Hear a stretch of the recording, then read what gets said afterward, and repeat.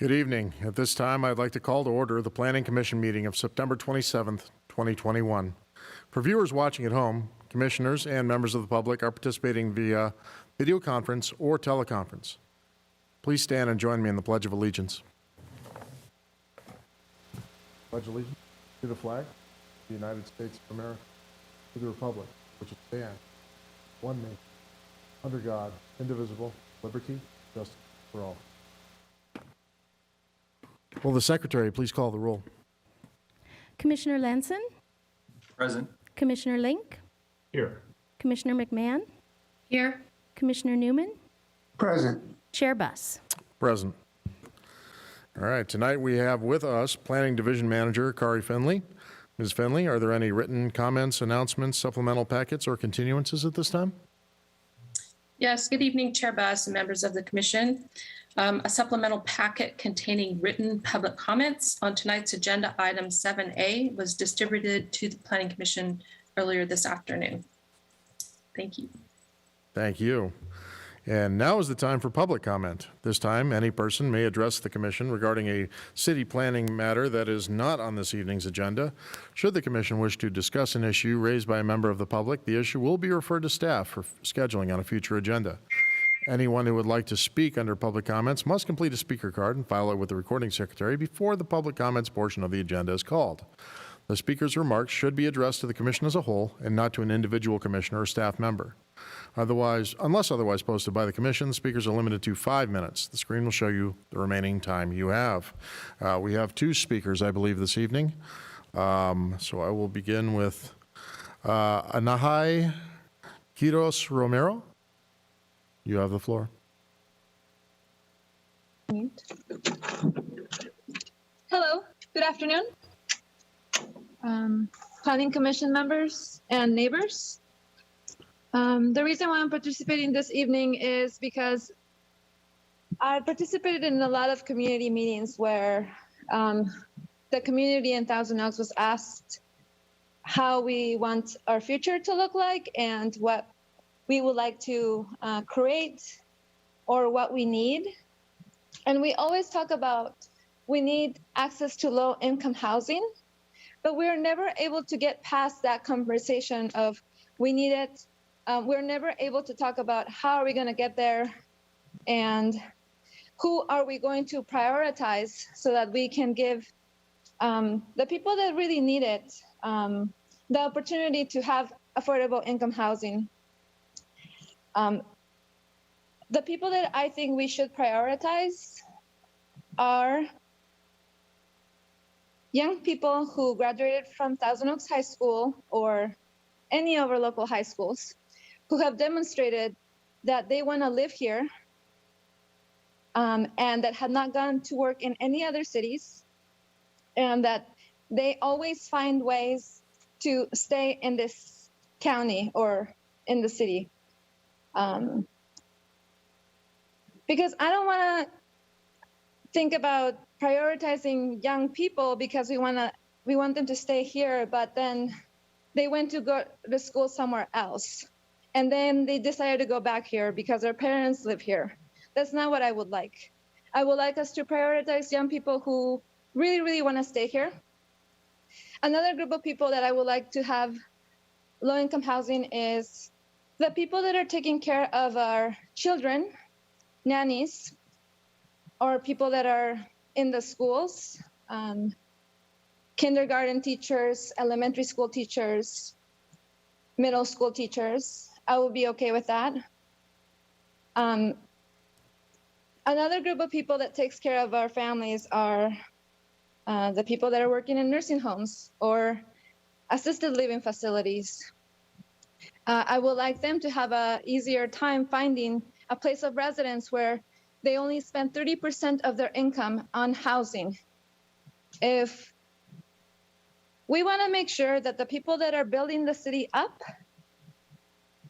are taken care of by having a place to live close to where they work. That is a vision that I think that we want to think about. Oxnard has farm workers, and they have been able to create the Cesar Chavez Villa where they have low-income housing there for farm workers. We don't have farm workers. We have different needs, but we could also create a project like that so that we can generate this affordable income housing for the people that need it the most in our city. If we have people that live here, if we have people that work here, live here, we can tackle a little bit of the traffic that comes into our city on a daily basis. I just want us to be very excited about the opportunity that we have now so that we can create a city that has the things that benefit all of us, not just the few that have higher incomes. And we need to partner up with businesses that are already familiar with how to create the low-income housing, because they would know how to do it best, and they would also know how to lower the cost of building. Because we cannot have a developer who only knows how to build expensive housing. We do not want to hire somebody like that. We will want to hire somebody that can help us build this low-income housing that we so much need and that we want. And I know that not everybody agrees that we need to have low-income housing.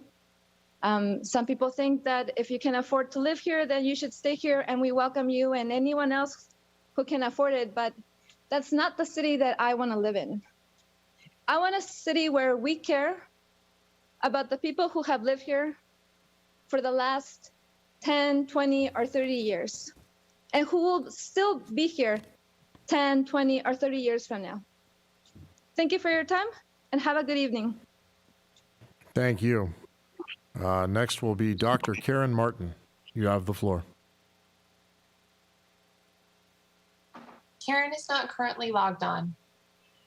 Okay, I guess we will be moving on then.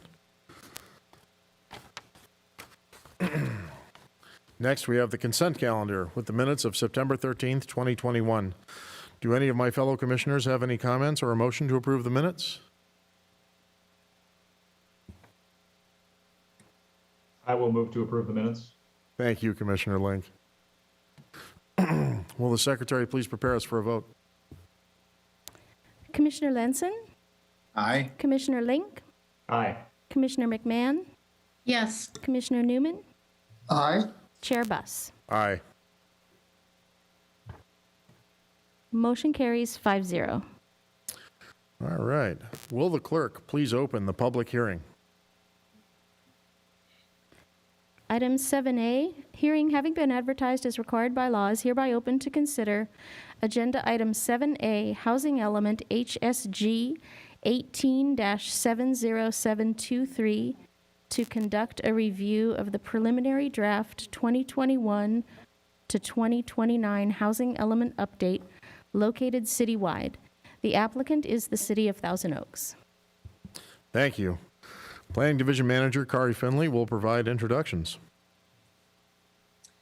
Thank you. As mentioned, this evening's main agenda item involves introduction of the city's 2021 through 2029 housing element for initial Planning Commission and public comment.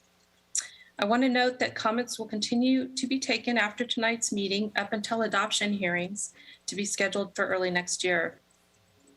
The document is posted on the city's website for review and direct comment on the document for those with access to internet. With us this evening, we have our city project team, including Ian Holt, Senior Planner and Project Manager, Kristen Rice, Senior Planner and General Plan Update Project Manager. Veronica Tam and Associates is also here to provide the presentation. And with that, I will turn it over to Mr. Holt to make some introductory remarks before Ms. Tam gets started with the formal presentation. Thank you.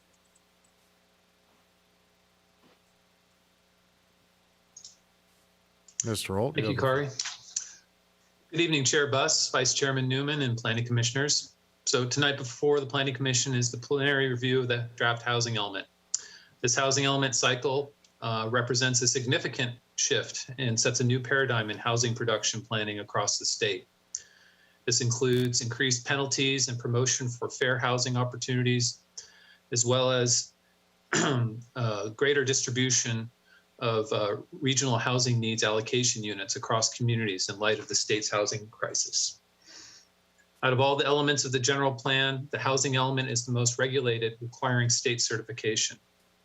As such, the housing element represents a statutory formula on how the city will meet the community's housing needs of the next 8 years, and the actions therein are based on the vision of the preferred land use map endorsed by the City Council and the overall general plan update. Moving forward, as a clarification, the RHNA housing allocation and associated sites inventory represent a planning tool that to demonstrate how the city can accommodate the regional share of housing. Ultimately, the city can only set the stage for housing to occur, and construction of housing is dependent on market conditions and primarily private investment. Also, the 2,621 RHNA units do not represent a development quota either, nor the actual growth that the city may experience during the housing element timeframe. Furthermore, properties identified in the housing sites inventory are not required to be developed for housing, nor do they preclude any other property's ability to develop housing consistent with the general plan updates land use plan. Staff, the purpose of this meeting is staff is seeking both the public and the Planning Commission input on the proposed goals and programs. Specifically, we solicit comments that provide any local knowledge and experiences that can inform the existing and future housing needs for the residents of Thousand Oaks. This feedback serves as an important step of incorporating public input on affirmatively furthering fair housing prior to submitting the draft housing element to the State Department of Housing and Community Development. Now I'll turn over the presentation to Veronica Tam to go over the draft housing element. Veronica owns Veronica Tam and Associates for over 16 years and is renowned for her reputation as one of the leaders in housing planning in the state. Thank you.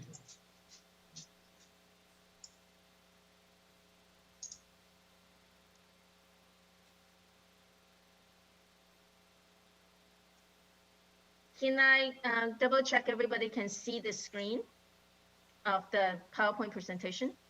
Okay, good. Yes.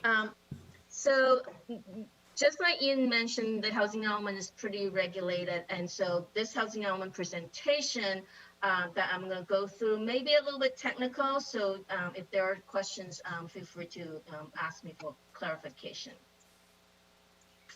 So tonight for the housing element, what I would like to go over is what are the basics? What are the housing element? Why are we doing what we're doing? What are the requirements? And particularly the most critical component of the housing element, one of the most critical components of the housing element is meeting your regional housing needs allocation and how the city of Thousand Oaks is proposing to meet that through the general plan update.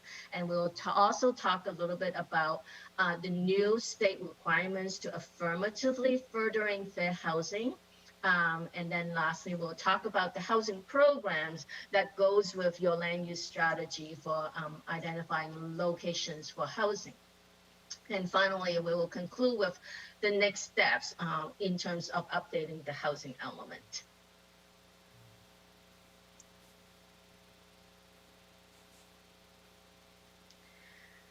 Just like Ian mentioned before, the housing element is a mandated chapter of the general plan.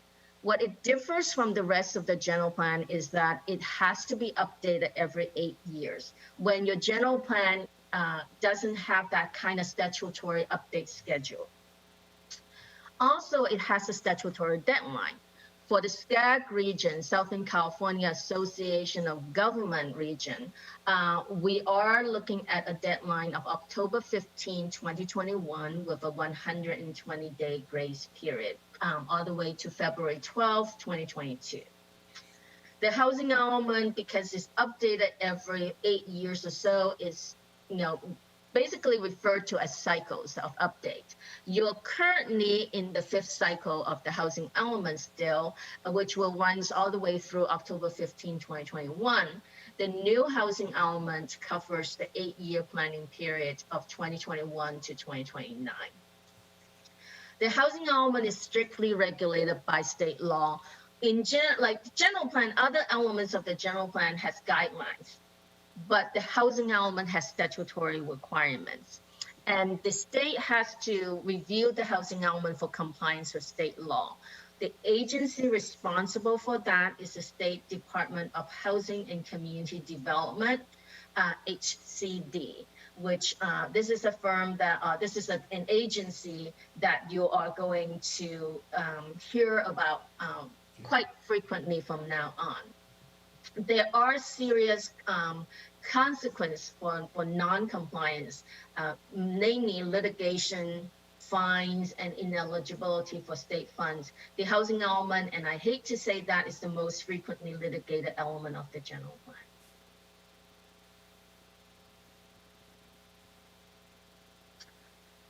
The housing element, because it's pretty prescribed under state law what the requirements are, there are some key components that we have to include in the housing element.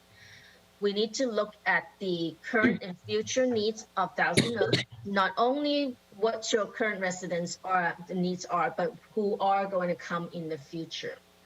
We need to look at opportunities and constraints for providing housing in your community. And when it talks about constraints, we're looking primarily for governmental constraints. Those are things that you have as a local jurisdiction, you have the ability to mitigate. There are other constraints such as environmental and market that you have a little less influence over. Regarding opportunities, we're primarily looking at resources for site inventory. Where can housing occur over the next 8 years? So that's the key component of the housing element as it relates to the regional housing needs allocation. Then we also need to look at your past accomplishments, what the city is able to achieve, what works, what doesn't work in your city, how we're going to retool some of your programs in order to make them more effective, whether we need to add new programs in order to provide housing opportunities in your community. And then last but not least, the programs that we need to include in the housing element to address the needs. All of these has to be done in a new requirement and lens of affirmatively furthering fair housing. How do you provide housing from an equity standpoint? And this is a new requirement under state law. So here are the key requirements of the housing element. One, you must accommodate the projected housing demand as mandated by the state through the regional housing needs allocation. No jurisdiction would have a housing element that complies with state law without meeting this particular requirement. You need to increase housing production to meet demand, and particularly housing that's for all income groups with a variety of housing types that can accommodate the diverse housing needs in your community. You also need to preserve existing affordable housing. It is expensive to build affordable housing, so preserving what you currently have is important. You also need to improve the quality of existing housing in your community and making sure that housing is sound and in decent quality. And last, facilitate, as I mentioned before, facilitate a variety of housing types for all income groups, particularly for those who are considered to have special needs. Under the state law, special needs groups are the elderly, disabled, homeless, large households of 5 or more members, female-headed households, and also farm workers. These are the 6 defined groups of special needs population under state law. And last requirement is to provide housing opportunities in your community in a way that further fair housing, equal access to housing opportunities. So now let's dive in a little bit into the whole concept of regional housing needs allocation, or RHNA. This is a key component of the state's review of compliance with state law. The regional housing needs allocation is a state mandated process. The state HCD decides on projects how much housing growth is needed statewide. And I think that number is about 3.5 million units statewide. And then each region will get an allocation. The Southern California Association of Government region gets an allocation of 1.34 million units. Each county within the 6 county region gets an allocation. Ventura County gets about 24,452 units.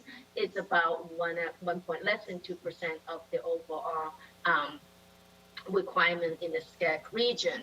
And within the cities in the county, every jurisdiction gets an allocation as well.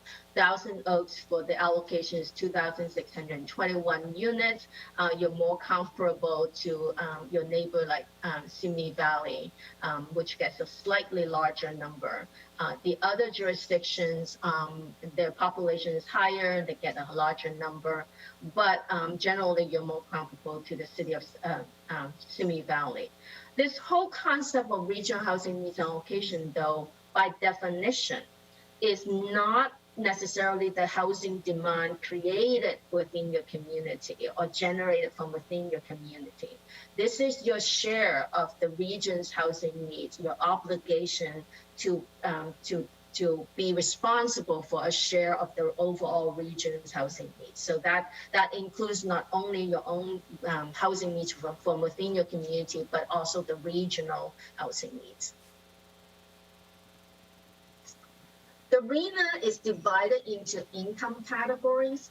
Very low income, people who make no more than 50% of the area median income. Low income, about 80%. Moderate income, about 120%. Above moderate income, at 120% or more. And generally, about 47% of your RHNA is allocated to lower income households in terms of planning for it, and then about 33% to above moderate income. I have to emphasize, though, this does not necessarily mean that you're building the units and this kind of income distribution, because it is very expensive to build affordable housing, particularly at lower income. The RHNA is a planning goal. It requires that you plan for it, and it uses density as a proxy to feasibility. So you must identify sites that are at adequate density and development standards that can potentially facilitate lower income housing or moderate income housing or above moderate income housing. We'll go into that a little bit more later on. Specifically, in the housing element, we must identify sites with appropriate zoning and development standards to fully accommodate the regional housing needs allocation by income group. And like I mentioned before, what we need to identify sites are sites that are either vacant or considered underutilized and with near-term development potential. And we can already we can also count some of the sites that may have housing that's already planned for it or approved on it, but haven't actually been built. We can get credits for it. The overall, based on the current land use policy within the city of Thousand Oaks, we do not have that kind of capacity, and that's part of the reason why your general plan land use map has created new categories in order to accommodate the regional housing needs allocation. The state in the last few years, particularly since 2017, has passed a lot of new laws governing how housing has to be provided by local jurisdictions. One of that critical piece of legislation is AB 1397, Adequate Sites, which established that basically sites that are too small or too large are not feasible for lower income housing because a nonprofit would not be able to build on a very small piece of property, or they do not have the ability to buy a large property to build affordable housing. And a density of 30 units to the acre is considered default density as considered feasible for facilitating lower income housing. What this means is that at this kind of density, a nonprofit can possibly build affordable housing with a reasonable amount of subsidies in order to make it financially penciled out. This is the default density established by state law. There are also new state law governs something called no net loss, SB 166. That's also passed in 2017, which requires that you to continuously monitor your capacity for housing development and whether you continue to have adequate sites for your RHNA for all income category as housing is being developed in your city, as sites are being built. So each city recommends that you provide at least a 15 to 30% buffer required for the lower income RHNA, because the sites are not required to be built at a particular income level. As we mentioned before, it's really density as the feasibility proxy, and market dictates whether the units will be built at a particular income level or not, or whether you have nonprofits investing in a particular project to make it affordable. In most cases, when a site is built at market rates, they're not going to be affordable. And therefore, you have depleted your site's capacity as housing built in your cities, as built in your city. And therefore, you need to continuously monitor whether you have the remaining capacity to meet your remaining RHNA throughout the entire planning period. And we also keep mentioning about affirmatively furthering fair housing. The requirement is that you do not over-concentrate the higher density housing or the potential for lower income housing in just one specific location. You want to make sure that the way you're doing land use planning or housing planning in a way that provides diversity and also locational choices, so that people have the ability to access resources and amenities throughout the community. So in looking at how to meet the regional housing needs allocation, we definitely look at your pipeline projects that are entitled, approved, but not yet permitted until July 1st, 2021. The cutoff point for credits is actually July 1st. Anything that we're permitting on or after July 1st, we can count it towards our credit. But if it's projects that's permitted before that, we would not be able to count it towards the sixth cycle. We can only count it towards the fifth cycle. You also have a lot of pending projects that are in application, in review and approval stages. We can also take advantage of those projects as well. Anticipated accessory dwelling units. The state, again, has changed the rules on accessory dwelling units, making it a lot easier to build ADUs in all the jurisdictions throughout the state. However, specifically for the housing element purpose, for identifying sites for your regional housing needs allocation, we're not allowed to look at how many potential sites or parcels can accommodate and ADUs, and then project how many units you're going to be able to accommodate. For ADUs, we can only anticipate ADUs based on trends. Between 2018 and 2020, how many units have you permitted? What's the average? And therefore project that average into the future for the 8-year cycle. And then the balance of your regional housing needs allocation, we must identify vacant and underutilized sites where housing can be built on in the next 8 years. So this particular slide gives you a brief summary of how we're getting to our regional housing needs allocation based on credits. So right now, and what is the balance that we need to meet with our sites inventory. Your RENA, again, is 2,621 units. Based on your historical trend of getting ADUs, we're only able to get about 20 to 21 units a year with the potential of 168 units over 8 years. The income distribution is primarily based on a survey study conducted by SCAG, Southern California Association of Governments.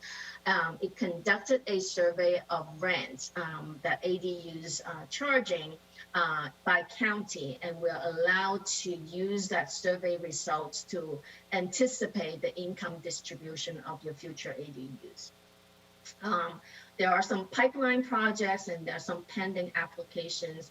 All of that gives you about 790 more units. So overall, we are able to get credits for 958 units based on things that you're already doing right now. However, we still have a RENA that is like about 1,663 units that we need to identify sites for.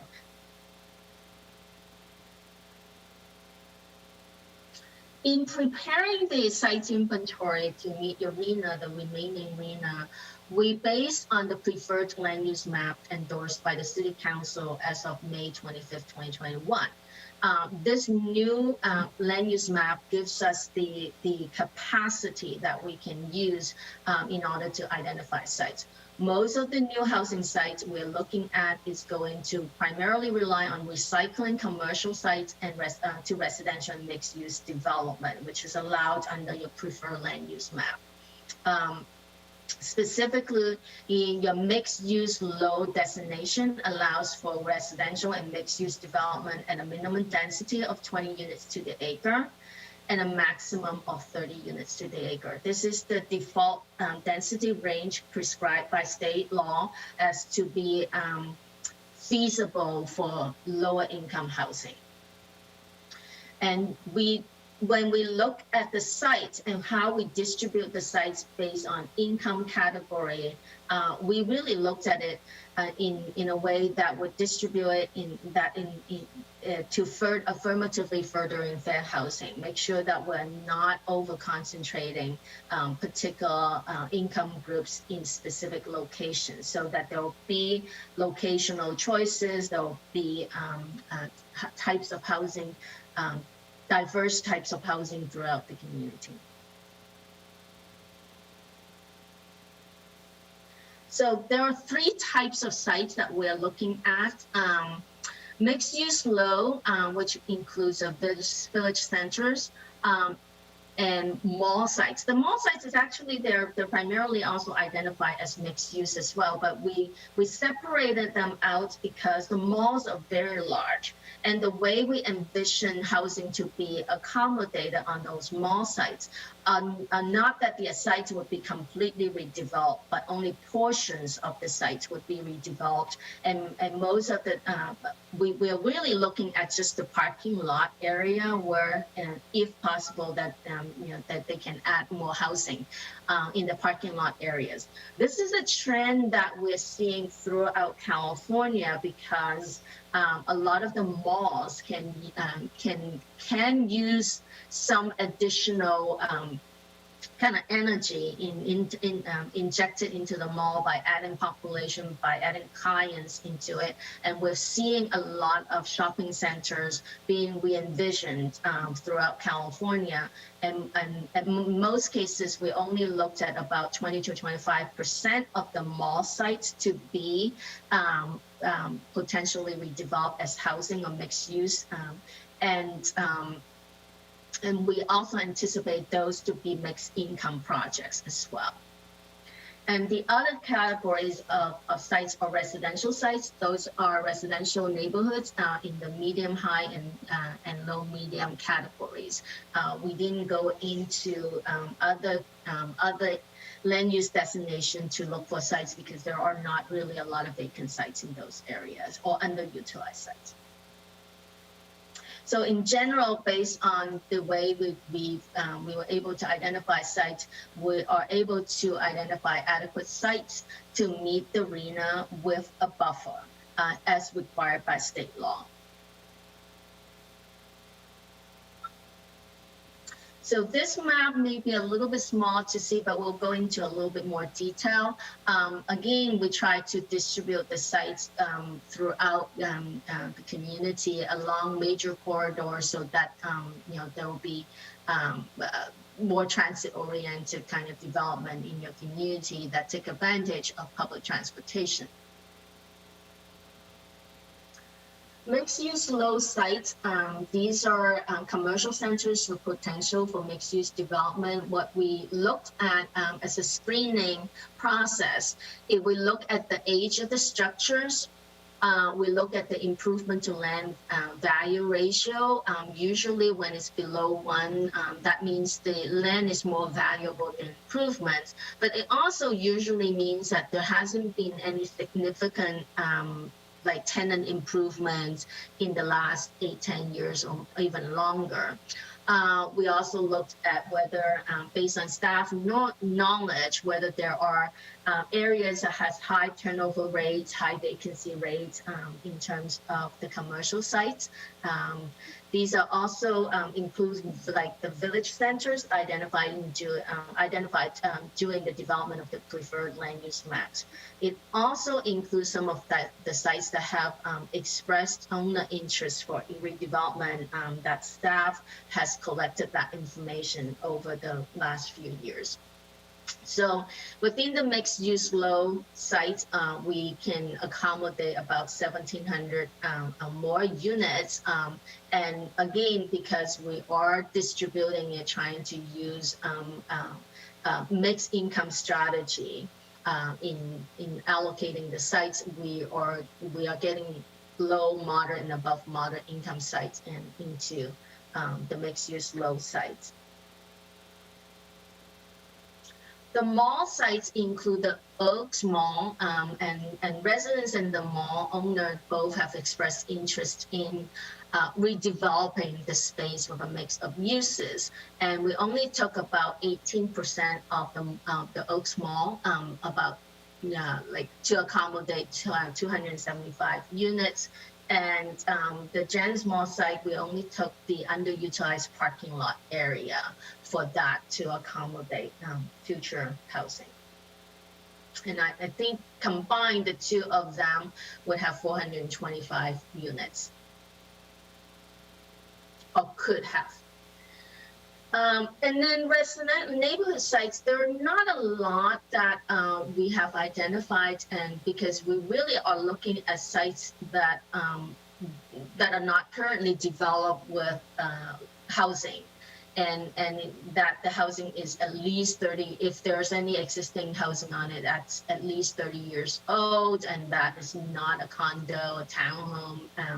And so there are not a lot of sites that we can do. And so there were just only a couple of the neighborhood sites that have, a few existing units on it, and we can accommodate about a little bit over 100 units or so in the residential neighborhoods. So overall, we have, including the credits that we have and the sites that we are able to identify, we were able to get the required or recommended buffer of about 30%, 15 to 30% for the lower income in the site's inventory. Just like Ian mentioned, though, being identified in the site's inventory does not mean that you have to develop just housing. You can continue to operate the way you do, but you do have the option to develop as mixed use or residential uses.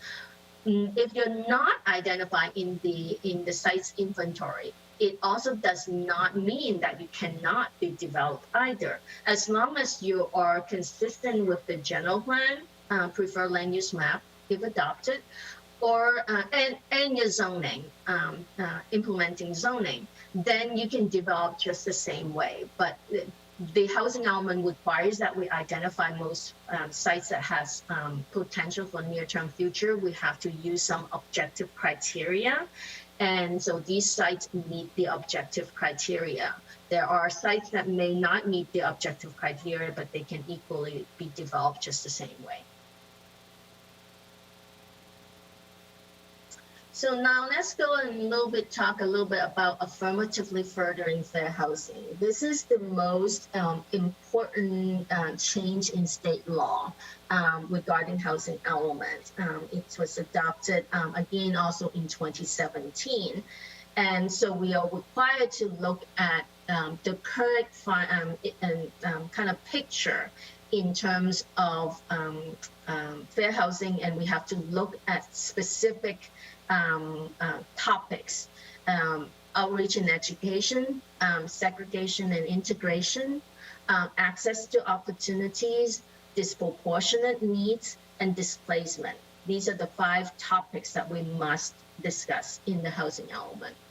So one potential issue is that there's not enough fair housing outreach and education in your community, because even though that you do fund a program, there may be more need than it necessary. There's the need for fair housing education is probably more than the capacity that you currently have with your contractor. And particularly, there hasn't been a lot of testing in terms of fair housing issues in the community. So some of the recommendation is to do testing more frequently. Segregated living patterns with concentration of minority and special needs groups. There are a couple of census tracts at the intersection of the Highway 101 and Highway 23 and some of the adjacent census tracts that show that concentration. And so the housing element, particularly the sites inventory, how we're going to be able to diverse that and disperse the opportunities for lower income households and minority households throughout the community. Access to opportunities, there are again some census tracts that's been identified in the state, affirmatively furthering fair housing data and tool that has a little bit less access to opportunities compared to the rest of the city. Disproportionate needs, there are also some census tracts similarly, primarily in the same locations as where we have identified in issue number 2 and issue number 3, that these are areas where households have more cost burden and overcrowding issues. Cost burden of people who are spending more than 30% of their household income on housing. So there's a disproportionate number of or percentage of households in those neighborhoods that they spend more on housing, and they have a higher overcrowding rate in those neighborhoods. In terms of the AFFH, affirmatively furthering fair housing, one of the requirement is to use local knowledge and data to look at fair housing issues and how you're going to diversify your housing stock and provide housing opportunities throughout the community. And so that's part of tonight. We are hoping that we can get information or input from the planning commissioners and also from the community about, what is your local knowledge about fair housing issues in Thousand Oaks.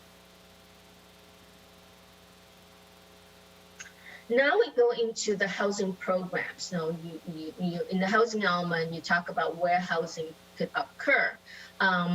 Now we have to look at how do you facilitate the provision of housing through a programmatic actions. There are 5 different housing goals in your housing element, provide a wide range of housing opportunities for persons of all income levels, provide housing opportunities for persons with special needs, and I defined those groups before. Maintain and improve existing housing stock of the city and by reducing housing deterioration. Preserve existing affordable housing opportunities, and affirmatively furthering fair housing. So these are kind of like the 5 overarching goals in the housing element. I'm not going to go into details one by one, the programs under each goal, but there are some key new programs that I want to highlight. The first goal to provide a wide range of housing opportunities, that has the most number of new requirements, and specifically identify adequate sites and then monitor for no net loss. Make sure that you have a process to permit housing by right. If the project includes 20% of the units as affordable to lower income households on sites that are identified as feasible for lower income. So that's a new state law requirement for projects with 20% affordable units. Accessory dwelling units, we are required to facilitate ADU constructions and monitor your trend to make sure that you're meeting your projections. Lot consolidation, because sites that are less than half an acre are not considered an adequate sites for lower income. But then we do have some smaller sites in your sites inventory. So lot consolidation is required. How do you facilitate and encourage lot consolidation in your community? Streamlined review. There's been a lot of changes in state law. SB 330 requires the city establish objective design standards, and SB 35 requires the city establish a streamlined review process for qualifying multifamily, primarily affordable housing projects as well. And zoning code revisions, that's program number 7. That's also new because there's been a lot of changes in state law, particularly pertaining to affordable housing and housing for special needs groups. So this particular zoning code, this program would outline what type of zoning codes the city would have to do in order to comply with state law. The goal number 2 is provide housing opportunities for special needs groups.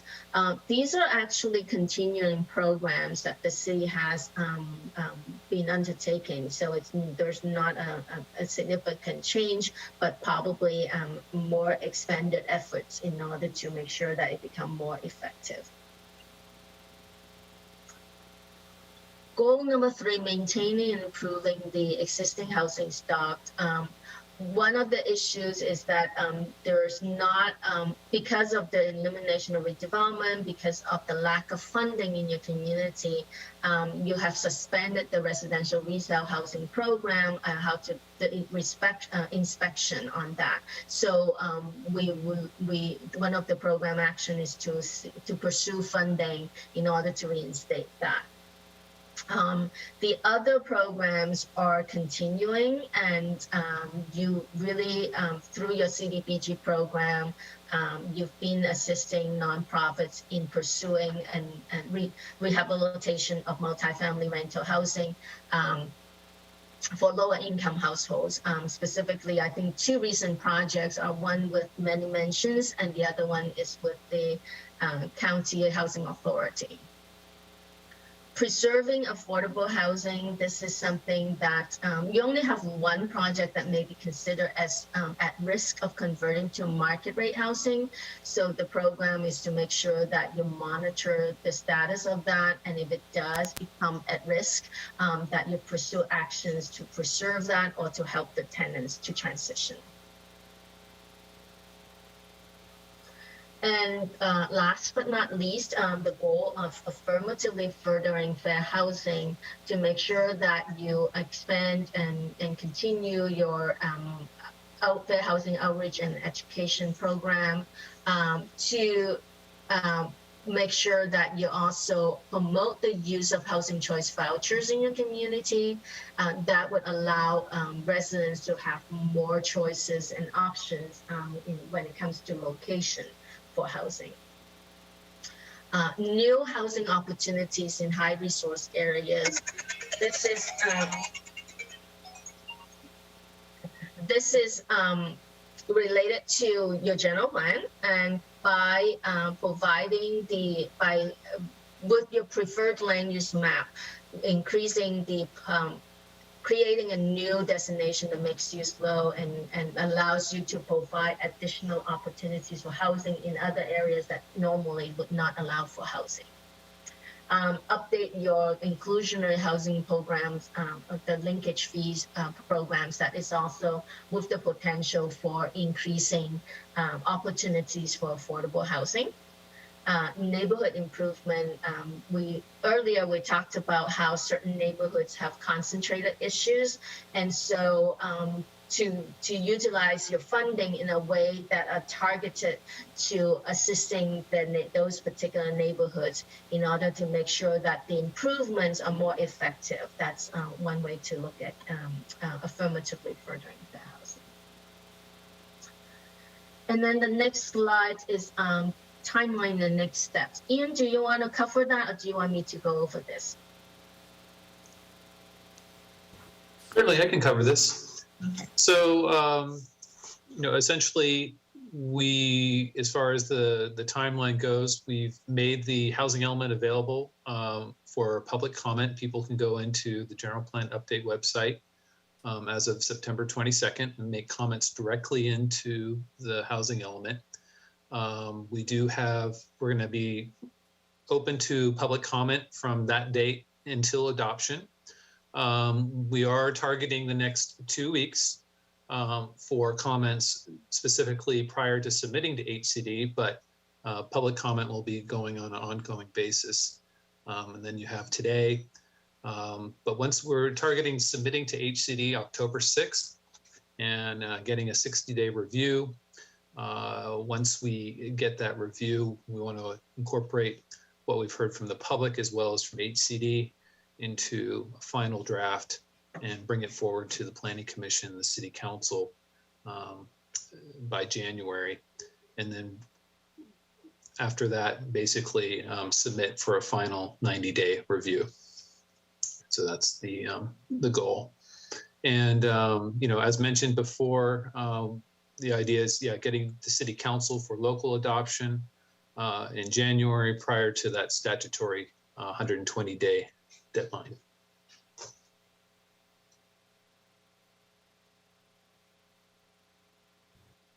And what do we got for the next slide? So, as I mentioned, comments can be directly made into the housing element itself. So if there's anything of, in particular regarding the content or the programs, we'd appreciate that you put it directly in the document itself. However, if kind of overarching questions you have or anything like that, please feel free to contact us at gp@toaks.org for any kind of questions as well. I think that's the end of the presentation, so be happy to answer any questions. Perfect. Oh, and I would actually, excuse me, I would just like to add, we do have one other staff member, Lynn Oshita. She's the community development analyst who focuses on our CDBG grants funds and various housing programs. So she's available too. Perfect. Thank you. All right. If you guys can unshare the screen just so I can see my fellow commissioners. Perfect. I see a bunch of hands up, so I will go ahead and say, are there any questions or comments from staff from Commissioner Lanson? Thank you, Chair Buss, and thank you, Ms. Tam and Mr. Holt for that presentation. I know a lot went into this process, and I can say for myself, I'm overwhelmed by the amount of effort and work that all of you put into this process. I know there's a great deal of work left to be done. My goal at this point is there's a lot of speakers I know and obviously commissioners, so I'm going to ask a few questions and hopefully then let everybody else have a chance to go. But there's a few questions I had, and I know the public has reached out to me to ask. I know there's recently state law enacted two different laws, SB 9 and SB 10. My understanding is those don't become effective until January, and so they're obviously not effective right now. But is there any intent to update any of these documents to reflect SB 9 and SB 10 in any way?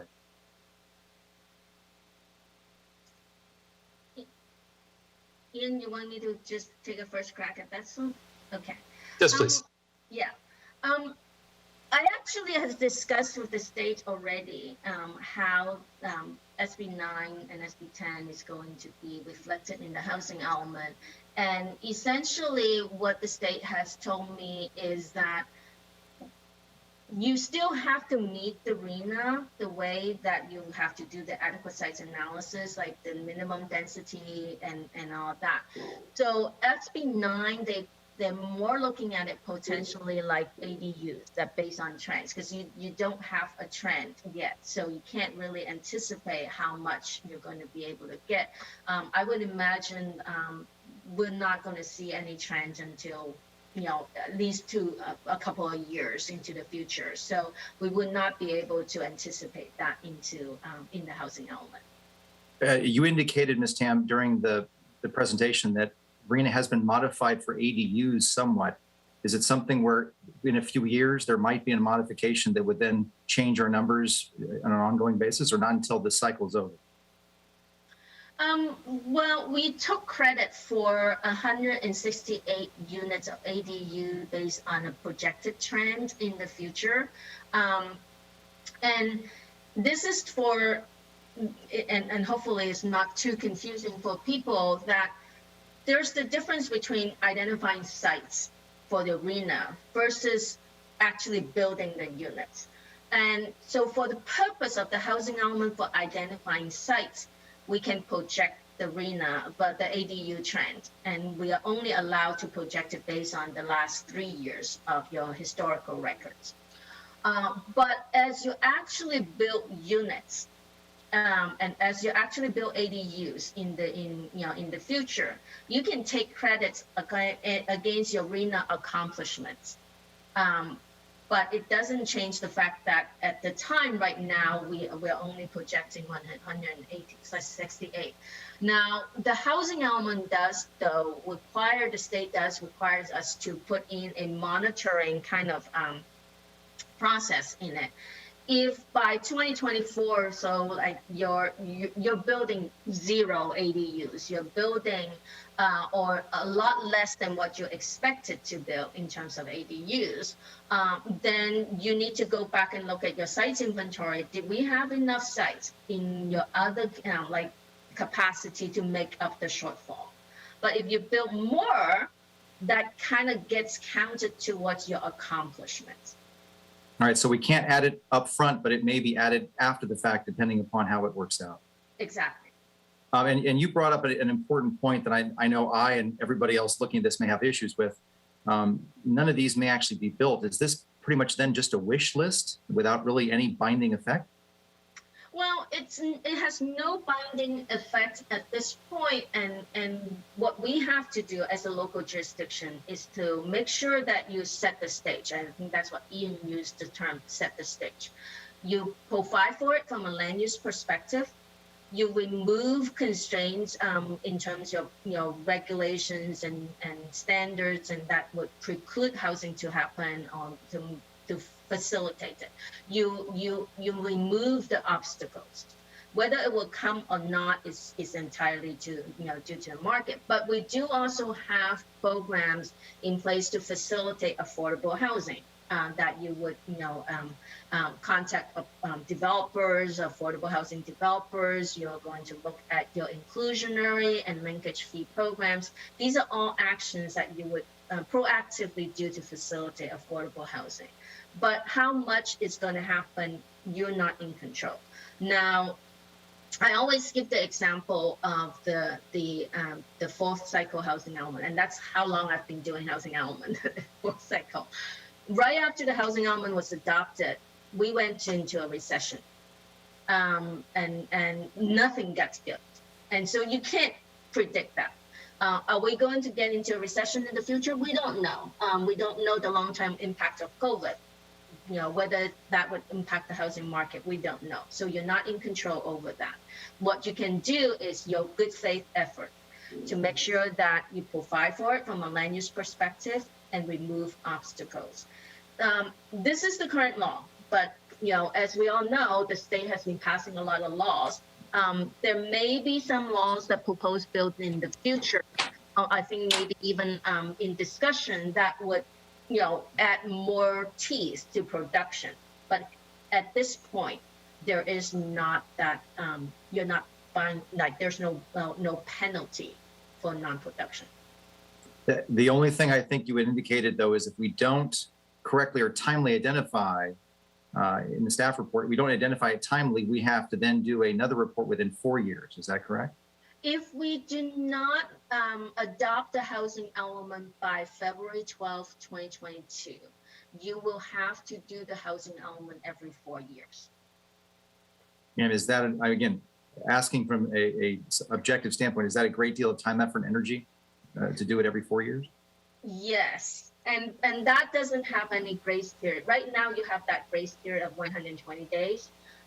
If you miss the deadline, and the way the state law is written is you must adopt the housing element within 120 days from the statutory deadline. And if you fail to do that, then you need to update the housing element every 4 years and no grace period. And it takes at least a year and a half to get an update done. And so if you miss the deadline, you'll be almost immediately starting another one already. And so that's a lot of work. And again, I know others are waiting, so I'm going to get to my most important questions. I know part of this process for the general plan update and then kind of flowing through here was to identify the objective standards under SB 330. I just want to confirm that's not happened as part of this housing element yet, right? I can speak to that. No, that is correct. And objective standards are, they are municipal code requirements, typically. I mean, they're not guidelines or anything. And so, the housing element before you is a policy document, and you have a program that directs, us to do that to help facilitate compliance with SB 330. And as mentioned in the staff report, staff is already underway with some draft objective standards to bring forward as a municipal code amendment too. So, and that'll be, I'm assuming, as part of the general plan update process later on, right? Well, it will coincide with it, but it's not joined at the hip, let's say, with it. It would be its own item in front of the Planning Commission and ultimately the City Council. Okay, and again, from a general context standpoint, the properties on the map that was very small to read, that you identified, that flowed from the zoning hearings that we've had through the Planning Commission and the City Council, correct? Exactly. All those sites identified were informed by the preferred land use map, that all that outreach and the consideration of the 3 different alternatives and then landing on the preferred land use alternative that council ultimately endorsed.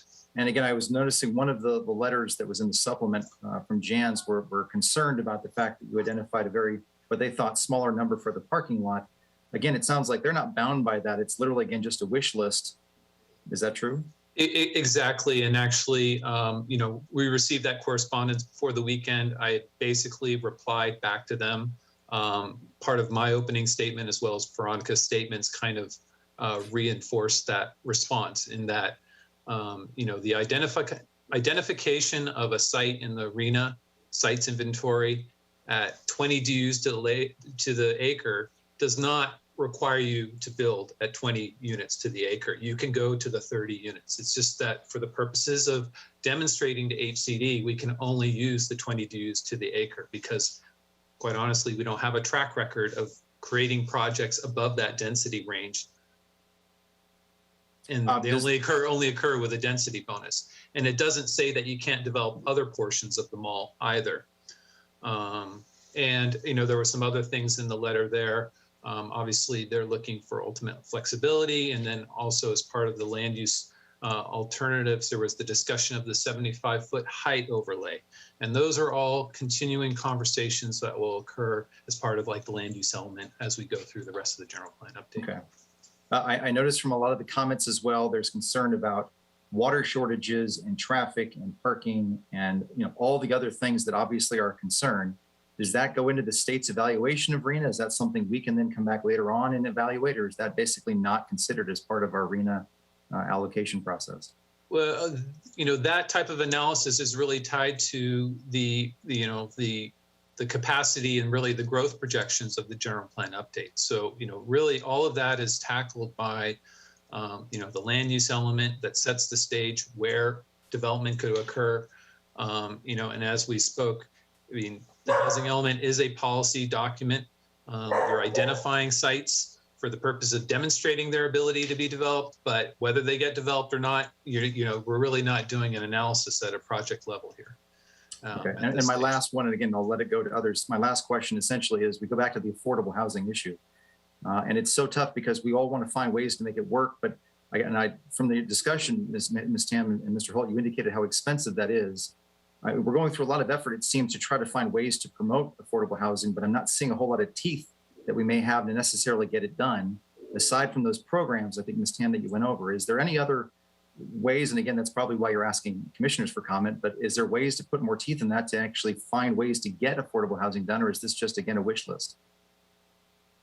I think one of the reason why we kind of bring back the whole issue about inclusionary and linkage fee, that is probably the most popular way these days among local jurisdictions, or effective way. When we had redevelopment, there was a way. There's funding, there are requirements that you have to meet, and so there are affordable housing created. But with the elimination of redevelopment, you don't, as a local jurisdiction, rarely have the funding source to do that. And certainly inclusionary and linkage fee would be critical, things that the city may want to consider in the future, how to create affordable housing, especially when you're looking at some of all the new opportunities you've created with the preferred land use map. How do you kind of capitalize with that and make sure that you get some community benefits in exchange? Well, I'm trying to find strategic repurposing of property, considering we're built out and we have to find partners, and that's not always easy to do, especially with land use prices where they are. Anyway, so that's my questions. I'll ask some more later, but thank you, Chair Buss. Thank you, Commissioner. Next, we'll move to Vice Chair Newman. You have the floor. Thank you, Chair Buss. Thank you, Ms. Tam and Mr. Holt, for your presentation. I want to start by congratulating you. I know this was an awful lot of work. I have a number of problems with what is not here, and we'll go through that. But I first want to acknowledge the work that you've done of what is here. It's really instructive for anyone who wants to learn about our housing policy to read through this. This is an excellent survey of what we have, what we don't have, what our legal constraints are. So very good work on pulling together so much. I wish there were more time to review it, but I appreciate how much is here and how much you've done on it. My first comment is purely about form, not about content at all. But I noted a higher than normal number of errors, and I mean presentation errors, in the sections that were revised. Just in the first 3 pages of this document, I found, a bunch of verb tense disagreements, serial comma faults, words that ran together, including in the opening paragraph. So my comment here is if the goal is to have an easy and smooth review with the state, I would encourage you to hire a copy editor and go through, have one more pass through this and clean up the language so that you have a very clean document that you're submitting. This was not stuff I saw in the 2014 version of the housing element, and I think it would benefit from one more set of eyes. Okay. Moving on to my substantive questions. I want to follow up on something Commissioner Lanson asked about the recent enactment of SB 9 and SB 10. I understand they're not law yet. I wasn't quite clear from the answer whether we're anticipating that there will be some update to this current housing element that's a draft now to reflect SB 9 and SB 10 or not? I'm not clear whether we're going to add language stating that these are legal constraints. Well, I will approach that first. I mean, SB 9, again, it is, when it becomes law, it's really dependent on the track record. And, regardless of when the law goes into effect, let's just say maybe within a year or two, we start seeing units being built. I mean, we definitely get to credit those towards our RENA and count those as we do our annual reporting to HCD. But as far as actually revising the housing element to specifically address that, it's, again, it's kind of like ADUs. You get to kind of catch them on the tail end based on development trends, and then you can project out. I don't know if we're going to have that much time to do that midway in the housing element. Typically, you would just get credit as they occur organically, and right now, I mean, it's really hard to see what is the feasibility of single family homeowners doing lot splits, building duplexes. It's the economies of scale are would be fairly challenging. But at this time, I don't know, Veronica, I mean, is there any kind of foresight as far as, would we need to incorporate anything under SB 9? And actually, and then with SB 10, I mean, SB 10 is actually more of, it's an optional law. And that's for cities that really want to promote affordable housing and higher density projects and streamline that. So, that's something that, the city has to take into consideration, will possibly take into consideration. But again, I think that's more of a procedural thing and code related, as opposed to a policy direction. So. All right. I was just a little surprised in that there are so many other risk factors and laws that are cited here, and you're very comprehensive about that in saying this is a risk factor, this is not a risk factor, this does or does not have a material impact on housing production. So I was just surprised to see no mention of these at all. I realized they came in quite late in the game, but I'm just wondering if there will be some update to reflect that. If I may, it sounds like we're not sure at this point. Right. If I may, Chair Buss and Vice Chair Newman, I think one of the concerns we have also is the speculativeness of SB 9, right? And Thousand Oaks, we think of Thousand Oaks when we think of home costs and land price, right? And when you do that, you look at the requirements of SB 9 and the fact that they have to have almost at the most a 60-40 split of the land. And so you look at the land values in our city, and then you look at what that would cost to split that, get rid of one of the home in some way or partially, and then build another home. In Thousand Oaks, that would be such an expensive action to take in most circumstances. That's why we're concerned about the speculative nature of it right now. And that's why, as Mr. Holt stated, to add that right now into the housing element is a little bit too much, just because we don't know the impact. And like with ADUs too, we weren't sure the impact, and now we're seeing it as a trend, but that's over a period of time. And as staff has already noted, the state is not going to give us all the credit for all the ADUs. They're going to give us the credit for the how we've been doing over the trend over time, right? And that's what we need to establish. And so it's going to be the same thing, I think, with SB 9. And so that's another reason why we got to be careful with SB 9 as far as the housing element at this stage, is just because it is a little bit too speculative. There's so many factors that go into SB 9 that we got to meet that we just don't know. Is it going to be impactful in Thousand Oaks itself? It's difficult to say at this point. And if I may add to that, I think Patrick and Ian are absolutely correct in their assessment of how it will play out throughout the cycle of this particular housing element. Additionally, as Ian mentioned, as the law takes shape and takes form, this will be something that we may have to address as part of a development update in the zoning code, as opposed to a policy issue with the housing element itself. And part of the reason it wasn't addressed because it just became signed into law. within the last week or so, and it won't be effective for several months. And we'll be quite a ways down the road in the approval process for this housing element. All right. I'm just curious about how it meshes or not with the element and with this housing element. And I appreciate the clarification on that. I've got a lot of other questions. So I'll try to get through them as quickly as I can. I share Commissioner Lanson's concern that I understand we're doing the housing element now because legally we have to, but we're not doing the inclusionary housing ordinance.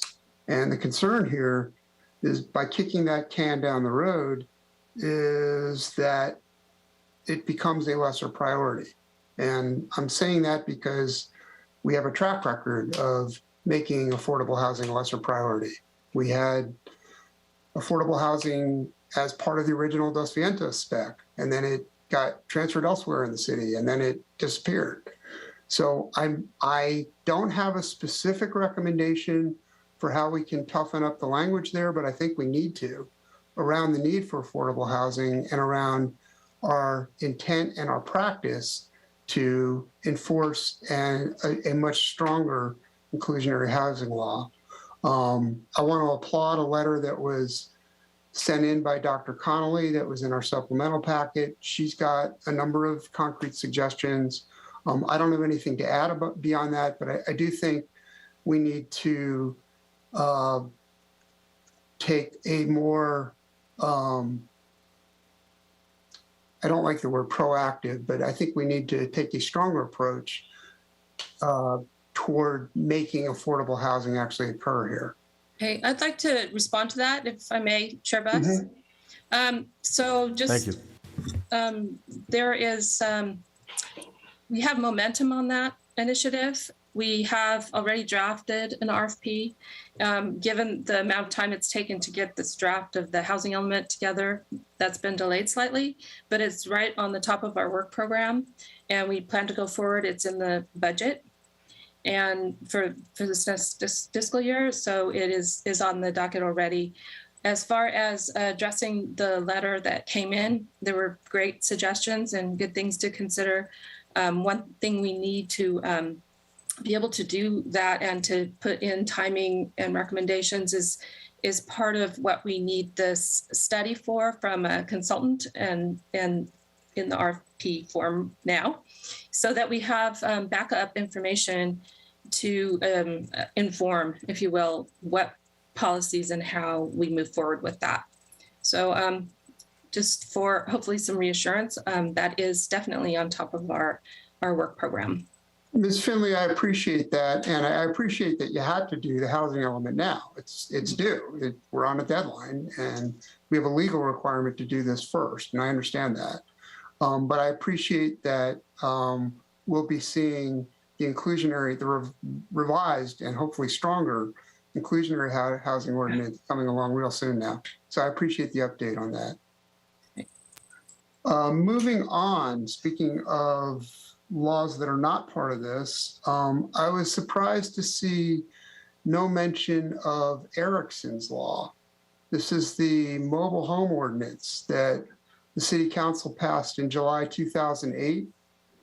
And this came up during our hearing on the general plan update.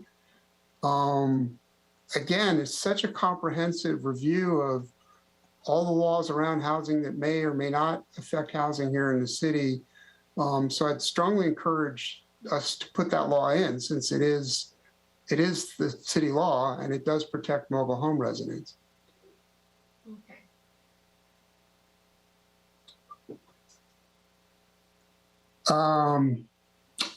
Question on, not on the housing element, but on the land use element.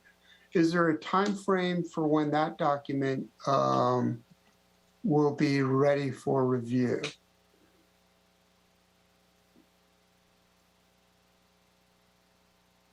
Well, as part of the rest of the general plan update, coinciding with the housing element, we've been pushing towards developing policies and so forth that will be presented to the GPAC members And then ultimately, we're also going to be sending out the notice of preparation for the EIR. So essentially, prior to the release of that EIR, there will be draft elements in place so that that can be reviewed in concert with the EIR. You have a ballpark timeline on that? Well, probably around springtime, late spring, I would think, for the timeline. Vice Chair for Newman, if I can release of the interrupt, EIR. I'd just like to try to keep everything on the topic that we're talking about today, because there's about 25 speakers waiting for public comments. So if we can just I keep it on appreciate that. the element. Thank you. I'm asking about this other element, Chair Buss, specifically because one thing that's not in this current document, because of something that's not here in this document, which is a discussion of, as in the GPU, the overall GPU, there's a discussion of where the destination for new housing will be, but not necessarily where those housing units will be sourced from. And I presume, I hope, that will be in some other document, the land use element or some other document. And that's why I'm asking about it in this context.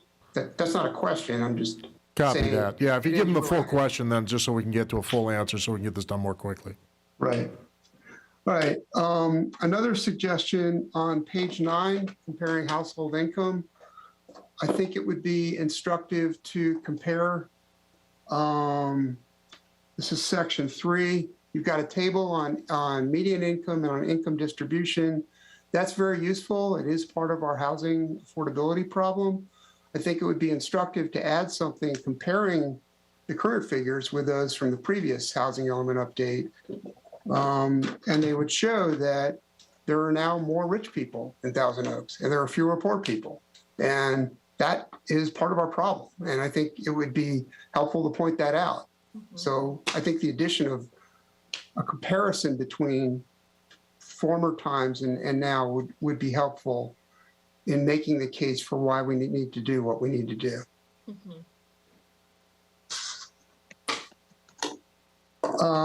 Moving along on page 20, and this was in Ms. Tam's presentation as well. I'm not making a value judgment in any way. I'm asking a question. Why is a female-headed household considered to be part of a special needs group? That is state law. The main reason is generally female-headed households have lower income, and also because they are usually more responsible for the child care responsibilities that limits their ability to earn income, 1, and have higher expenses, 2, and 3, locational choices, because if they're located like in places where public transportation is not available, and makes it more difficult. And so those are, for those reasons, and maybe more, that the state has established female-headed households as a special needs population. Okay, thank you for that. On the next page, page 21, I would recommend you change the phrase mental retardation to intellectual disability in line with federal guidelines. The feds went off the former term about 10 years ago, and I think we should as well.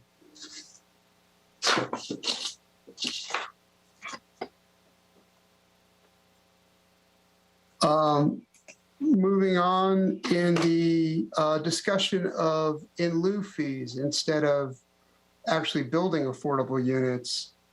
On page 34 of the report, there is a reference to the history of the in lieu fee and that it's been knocked down to 0. And my question is the in lieu fee still 0 in Thousand Oaks? Yes. Okay. Both inclusionary housing and the non-residential development fee. Okay. I hope we'll have, not tonight, but in the future, some discussion about that when we get to inclusionary housing. On page 70, there's a discussion of areas in the city that are subject to flooding. And it cites several areas on the eastern end of the city in Westlake Village, but does not cite Newbury Park at all. And my question is, why are we omitting Newbury Park, which does have some places that can flood?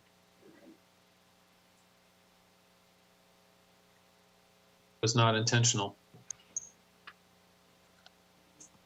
Okay, I mean, there are potential floodplains in Newbury Park, and I'd like to see Yes, those we know that. included. Yep. Okay, thank you for acknowledging that. My final comment is around Measure E. And the language around how Measure E, I have a big problem with the way the language around Measure E is discussed here. It's in line with some two of the 5 city council members' comments when this came up in 2018, made comments along the lines of elections are hard and are expensive, and some council members and some attendees said, this is complicated stuff, the voters won't understand it. All of these kind of comments, including the language that's in this update, strike me as somewhat hostile to the voters who, after all, we all work for them. I would be much more comfortable keeping the existing language about Measure E from the former 2013, 2014 edition of the housing element. The language that's here are, in some cases, statements of value, not statements of fact. Measure E is city law, and staff report does state elsewhere in the element that the support remains for Measure E voter approval. So support presumably by the citizenry. So I would prefer that we take out any sort of statements of value around Measure E and just stick with what we had in the previous version of the housing element. Okay. And Chair Buss, that's all I have for now. I may come back to some other comments later, but thank you for sticking with me. Thank you, Vice Chair. All right, Commissioner Link, I see your hand up. You have the floor. Thank you, Chair Buss, and thank you to Mr. Holt and Ms. Ham for your presentation. I did actually see some of the same kind of issues that Commissioner Newman saw. Triunfo County doesn't actually exist. It's Triunfo Water and Sanitation, so that should probably be corrected. And Caruso Affiliated probably does not want to be affiliated with, I believe it was Conejo Valley Unified School District, so those should probably be on 2 separate lines. So just 2 that I picked out, but I think we beat the SB 9 and SB 10 horse pretty much dead. But I was curious from the logistical standpoints, how is the improvement to land value calculation determined? We use the county assessor data and their current assessed value based on the improvement versus the land value from the current assessor data. Usually that's like a pretty typical measure for whether something has gone through significant improvements in the last, whatever years. But that's also a relatively typical kind of criteria to use for identifying underutilized properties. But that's not the only standard that we use. Okay. I mean, as long as it's subjective, I didn't see a discussion with regard to that, and maybe I completely missed it, but I did not see a discussion for how that was determined in the report. So that would be good to see. We can elaborate that, but it's not subjective. It's based entirely. Right. Absolutely. Yeah, and we wouldn't want to be subjective, otherwise we might be hearing from quite a few property owners. So, and again, we talked about this being a wish list with regard to the RENA numbers and the various sites that were chosen, but was there a rhyme or reason for how the income level type was chosen for each site? Was it just, we can do, it's 20 dwelling units per acre, we could probably do very low income here, we could do low income here. We're just sort of kind of throwing darts. Oh, well, That's exactly what state law requires you to do, is based on density as a proxy to feasibility. But we also do not want to say that this one giant site or one mall site, because it can go from 20 to 30 units to the acre, therefore the entire site will be lower income housing. So for larger sites, we use an income distribution based on how much you need for your RHNA, but also in a way that respects the idea that you want to spread it out throughout the city. So there's a combination of that in there. Okay, that makes sense. Now, the total number of buildable units versus the RHNA numbers, am I correct in assuming that there are 2,295 units identified in the land use element, and 1663 is what we are obligated if you remove the existing pipeline for RHNA? Your land use element probably allows for more, but what we are looking for is just based on the specific sites that meet the objective criteria, we can accommodate that many units in. Okay. Based on 20 units to the acre. Again, it could be more because people can develop up to 30 units to the acre. However, you don't have a demonstrated trend of higher density development, and state law says if you don't have a demonstrated trend to estimate potential, you need to go with the lower end of your density range. Sure. So in that case, I think it would be helpful to actually say the number of units that could be built as part of the build out of the city compared to the actual RHNA numbers that are required, because I think the way it read to me is that the housing element shows that we're essentially building 60% of our buildable units. So I don't know if my fellow commissioners would find any value in seeing what the total number of units that could be built in the city as compared to what is required for RHNA. That way it doesn't look like the whole rest of the city has to be constructed affordable, that we have plenty of options and that this is the wish list and we can go any number of different directions. And frankly, the elephant property in the room, which I didn't see as one of the sites identified as an opportunity, would be the Borchard property, which I'm sure we could squeeze a few affordable units on that site, but wasn't included. Because again, we're looking at the low hanging fruit. We're trying to grab the most buildable and redevelopable properties in the city. And that's it for me. Thank you. Thank you, Commissioner Link. Commissioner McMahon, I didn't see your hand up, but I just want to know if you had any questions. All the other commissioners have asked the questions I had, so I'm good. Okay, thank you. I've got a few of my own, and they're more just to get a better understanding of how RHNA is created, maybe for myself and for anybody else at home that's curious. I was looking at the numbers for the county, and it's roughly 24,000. And you said that it is generally based on distribution of population. But I found that Ventura is required to do nearly double what Thousand Oaks does, and Ventura is a smaller city. I was wondering, is it really based on population, or how is that number determined and distributed throughout the county? Oh, I want to clarify. I'm not saying that it's based on population. What I'm saying is that your number is more comparable to Simi Valley that has a similar population.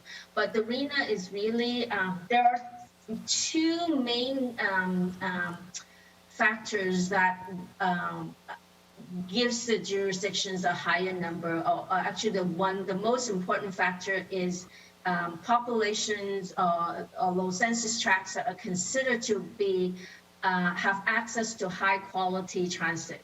And Ventura does have a little bit more of that than you do, and in your location comparatively, and that's part of the reason why they have a higher number. And the other reason for a higher number is existing disproportionate needs, existing burdens. If you have a higher existing need, then you tend to have a higher number in the future as well. And so those are the key factors for how you get a RHNA number, not necessarily because of population, but main factor is access to high quality transit. Excellent. Okay, thank you. That does explain a lot for me. I had a second question. The income distribution numbers that we're showing for our RENA numbers, those obviously aren't following much of a bell curve as far as the incomes for the population. Are they reflective of the income distribution within our local population, or is this based upon some other reason I'm not understanding how it's calculated? Sure. It's in the middle. What it does is that it first starts with your income distribution locally. What's your income distribution? And compare it to the county's income distribution.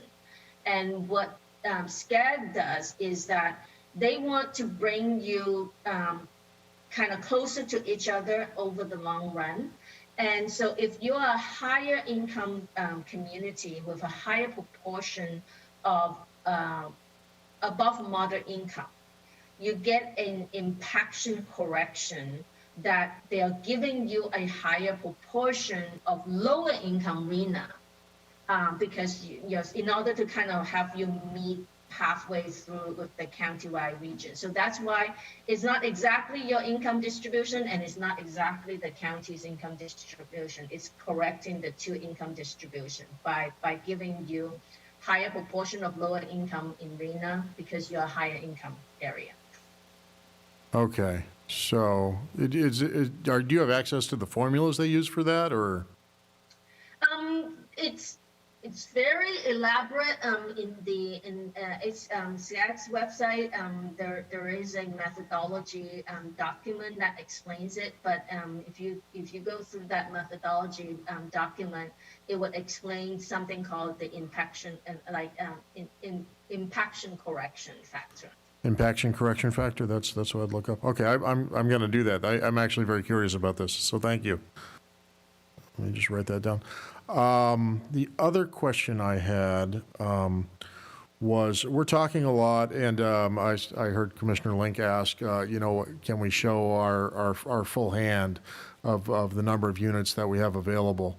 You said that you've been through cycle 4 and cycle 5 at this point, so my question is, are you aware of any city in California ever hitting the numbers that they've put on a RENA report submitted to the state?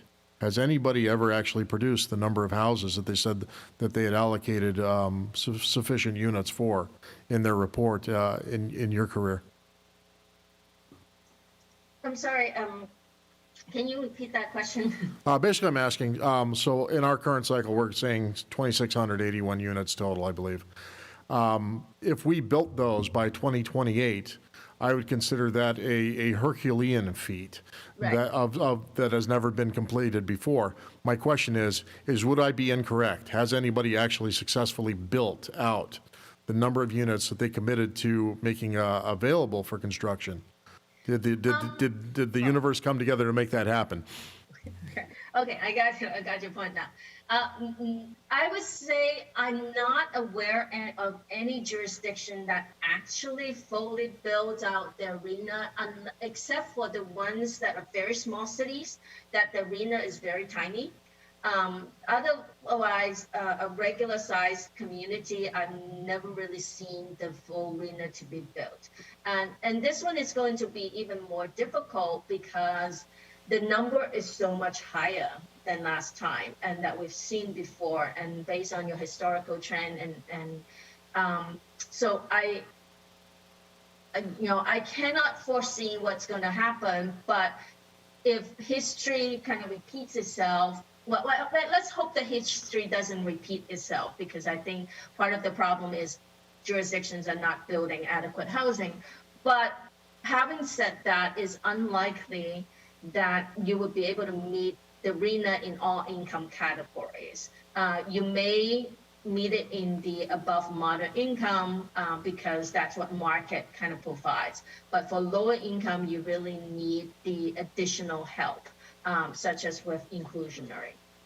So just carrying this further. So the state is asking us to produce a document that tells them we are capable of creating this kind of housing, and we are successfully doing that. But everybody understands that to some degree or another, nobody's going to hit these goals. And the reason is because cities aren't in the business of actually building the housing. We're not here to tell our city council to commit money to actually constructing things. The cities themselves don't build the housing. That's done by developers themselves, and market conditions will drive whether or not they're able to do that. Is that correct? Correct.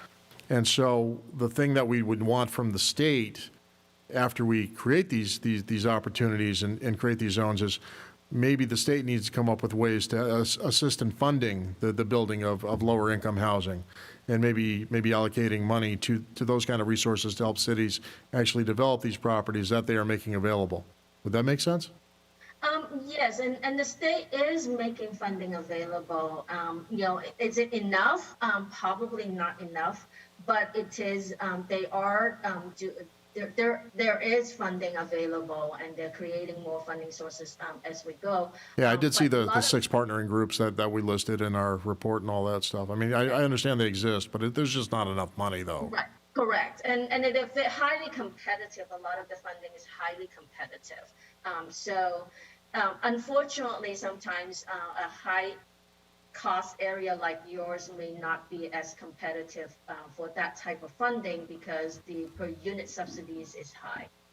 Okay, so that makes sense. So we're less competitive as a city just because our general incomes are higher. So it's harder for us to compete for those dollars. Is that correct?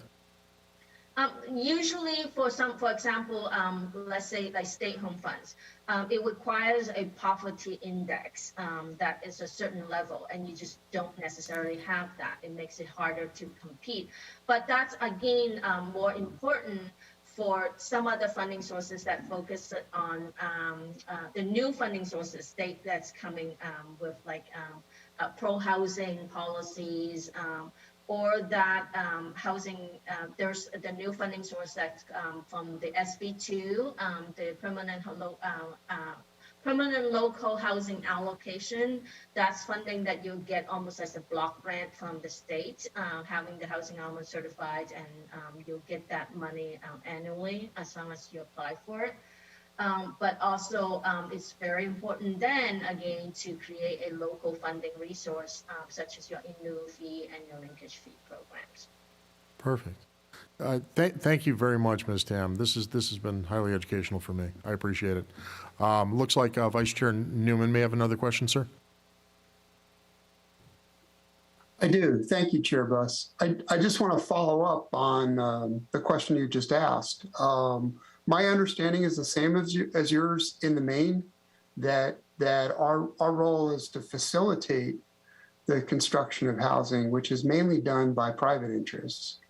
The one clarification or question I have around that is, isn't it the case, though, that some part, it's a small part, minority part, of housing is done by municipalities or by governments?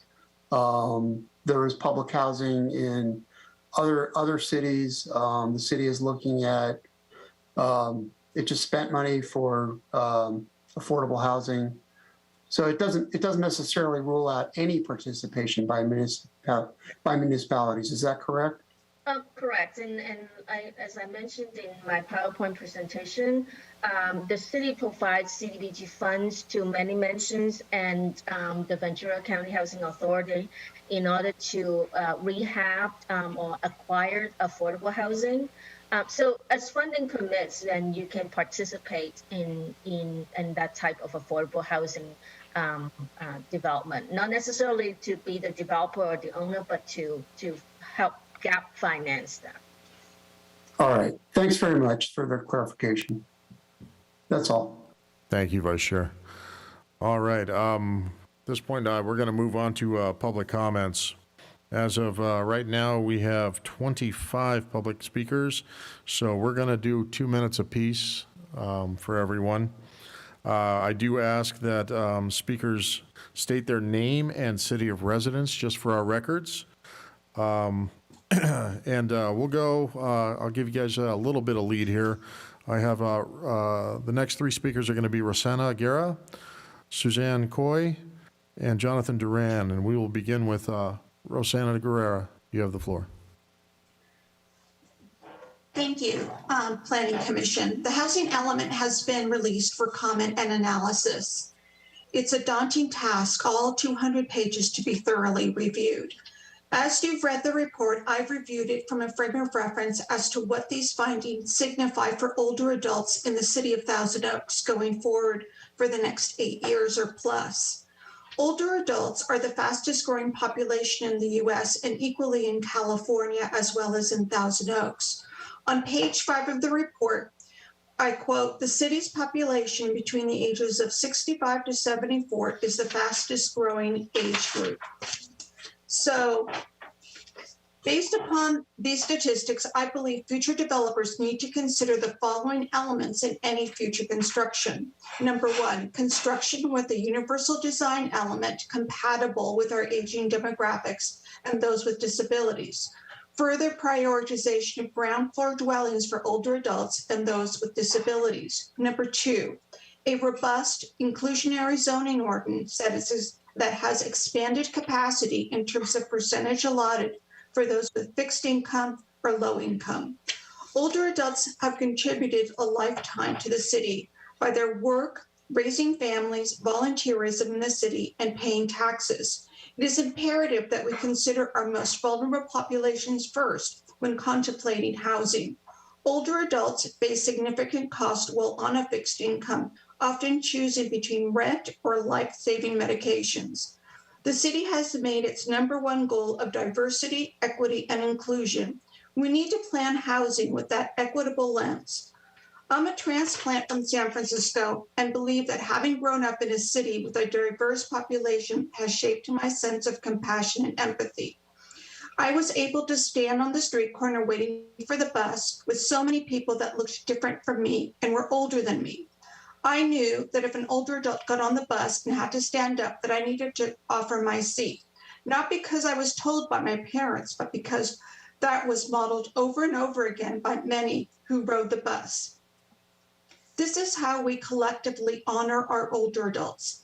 I ask you to do that now going forward in your recommendations to the housing element. Thank you so much for your time. Thank you, Ms. Guerra. If I can remind everybody, do state your city of residence when I invite you on. Suzanne Coy, you have the floor. Hi, this is Suzanne Cooey of Oak Park and Thousand Oaks supporter. Thanks so much for your hard work. This comment is to underscore urgency and to ask commissioners and staff to clarify specific steps to ensure actual production of housing, such as monitoring of progress and encouragement of creative solutions. Until a post on Nextdoor about Senate Bills 9 and 10 went viral last week, I had not seen a thread get over 500 comments. Slightly under half the commenters expressed fears, centering mainly on possible deterioration of single-family neighborhoods, with concerns about parking, lower property values, aesthetics. Others associate affordable housing with community decline, a fear that is not supported by data as I understand it. Other posts convey a sense of urgency. Slightly over half the commenters and closer to 2/3 of the likes prioritize housing affordability, not only for existing residents, but also for those who work here but cannot afford to live here, or realistically access our high-achieving schools. Given room to be creative, I believe the planning department can achieve density while protecting against concerns. The staff report indicates that 48% of TO renters and 38% of homeowners experience housing cost burdens, not including people who are priced out of the area, all those people who help us enjoy our standard of living. Many community members are counting on the Planning Commission and the City Council to deliver solutions, not just plans, but real action. I look forward to hearing more from you toward that end. Thanks so much for your time. Thank you, Ms. Coy. All right, our 3 speakers after the next speaker are going to be Alejandro Perez, Frank Armenta, and Martin McLaughlin. But for right now, Jonathan Duran, you have the floor. Hello, Commissioners. My name is Jonathan Duran, lifelong resident of Ventura County, and proud homeowner now of Newberry Park. I live in Newberry Park now for the past 10 years. A couple of my concerns on this housing element is having being in the construction industry is having something in it with the skilled and trained workforce. Seeing the downtown area in Thousand Oaks slowly starting to change with these mixed use projects, seeing outside contractors come in, and with that comes their workers. Having the skilled and trained workforce and being able to utilize the skilled and trained people in this own city, in Thousand Oaks and the areas around, will help boost us in Thousand Oaks and in Ventura County. I just asked the commissioners to look into having some type of language in over a certain amount of units, podium deck, having that skilled and trained workforce trigger to be able to have these tradesmen that build these buildings day in, day out and right. So that's my comment. Thank you. Thank you, Mr. Duran. Our next speaker is Alejandro Perez. Chair, Mr. Perez and Mr. Armenta are not logged on. All right, then we'll be moving along. My three speakers after that will be Andrew Pletcher, Marianne Van Zyl, and Jackson Piper. But right now, Martin McLaughlin, you have the floor. Good evening, commissioners. My name is Mac McLaughlin. I've been a resident of Thousand Oaks for 16 years, a resident of the county since 1977. I'm a retired carpenter, and I've built a lot of homes in this area, high-end, low-end, and I'd like to see that the people who build these homes can afford to live in them.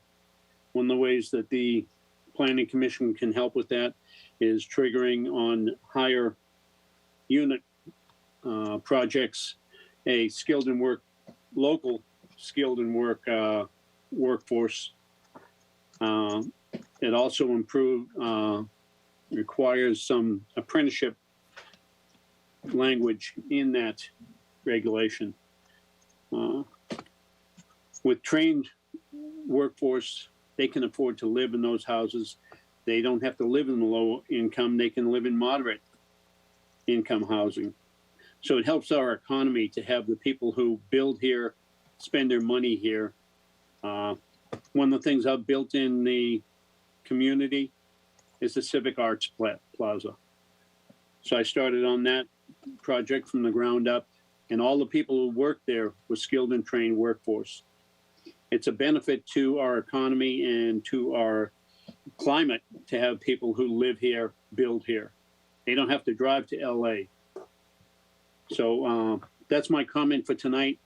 I would like to have you consider that, and it's a win-win situation on many levels. So thank you for your time tonight. Have a good evening. Thank you, Mr. McLaughlin. Our next speaker is Andrew Pletcher. You have the floor, sir. Good evening, Planning Commission, and thank you, Mr. Chair, for the opportunity to speak tonight. My name is Andrew Pletcher. I'm a resident of Newbury Park and a former Planning Commissioner with the City of Thousand Oaks and current Traffic and Transportation Commissioner. Tonight, I was struck by a few things as we went through the report, notably regarding accessory dwelling units. To me, looking at the numbers that are in the report, a active way that we can take a chunk and a bite out of that large 2,600 number that we are required to obtain under RENA is to promote ADUs. At the same time, I was saddened by reading that on average, we've only produced 21 ADU units in our city over the last number of years. I would invite and encourage staff to find ways in which we can improve that number. And one of the ways that I'd like to bring before you is master planning ADUs. ADUs are not only just constructed from scratch or constructed from nothing, but many ADU companies are promoting prefabricated ADUs that cities are now taking up master plans to speed up the permitting process and cutting that 60-day number into 30 days. The rest of my time, I would like to just express my support for, of course, an inclusionary zoning ordinance, along with bringing back and having staff reanalyze the in lieu fees that were cut off a number of years ago. Finally, I also just want to caution I hear a lot about, and I believe Commissioner Newman brought it up, that we are taking a real active approach in our government role in building housing, but I would encourage us to find other ways in which we can get more involved, and that would include community land trusts. It was a table in the document that said a family of 5 at the 80%, could only really afford a home that's $400 and some $1,000. A community land trust would find is a practical way in which we can have the cost of a home in Thousand Oaks and perhaps again make some headway on bringing down some of those RENA numbers. Thank you, Mr. Chair. Thank you, Mr. Pletcher. Always good to hear from you. Next speaker is Mary Ann Van Zyl. You have the floor.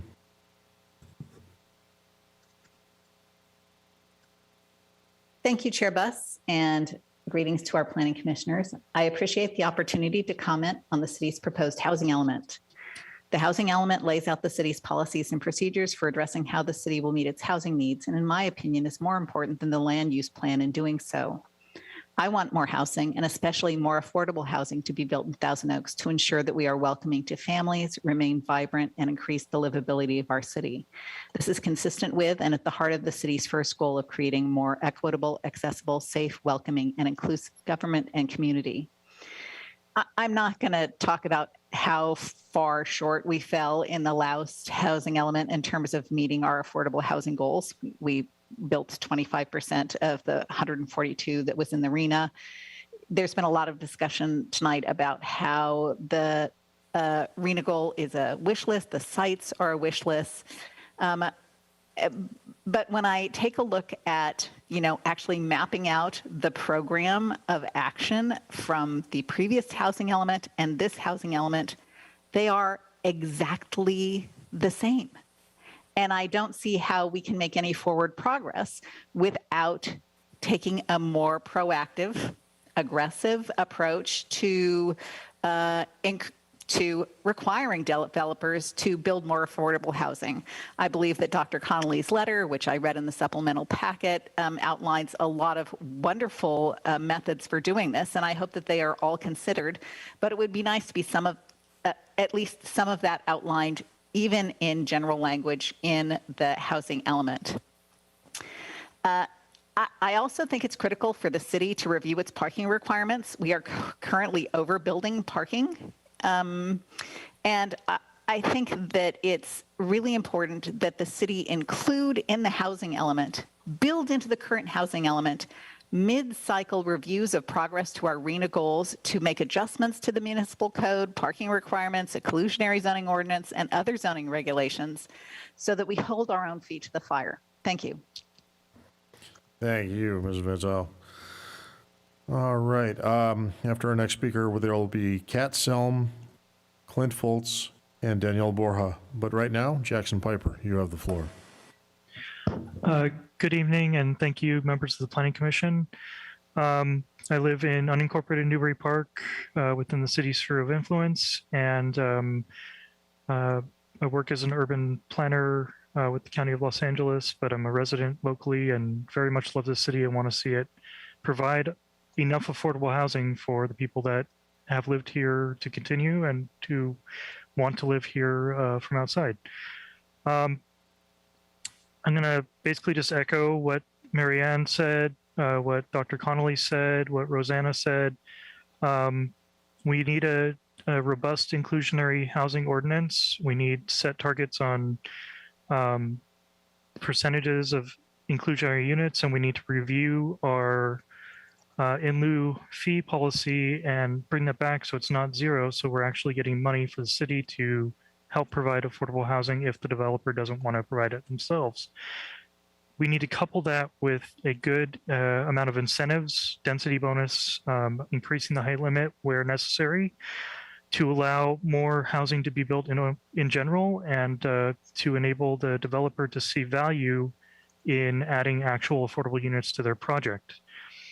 On parking requirements, just as Ms. Van Zyl said, We need to review what we have because, as Dr. Donald Shoup, UCLA, has pointed out for many years, parking requirements are typically based on standards that are not really supported by evidence. They're passed around from city to city. Everyone looks at what everyone else is doing and says they must have a reason for doing that, so let's do it that way too.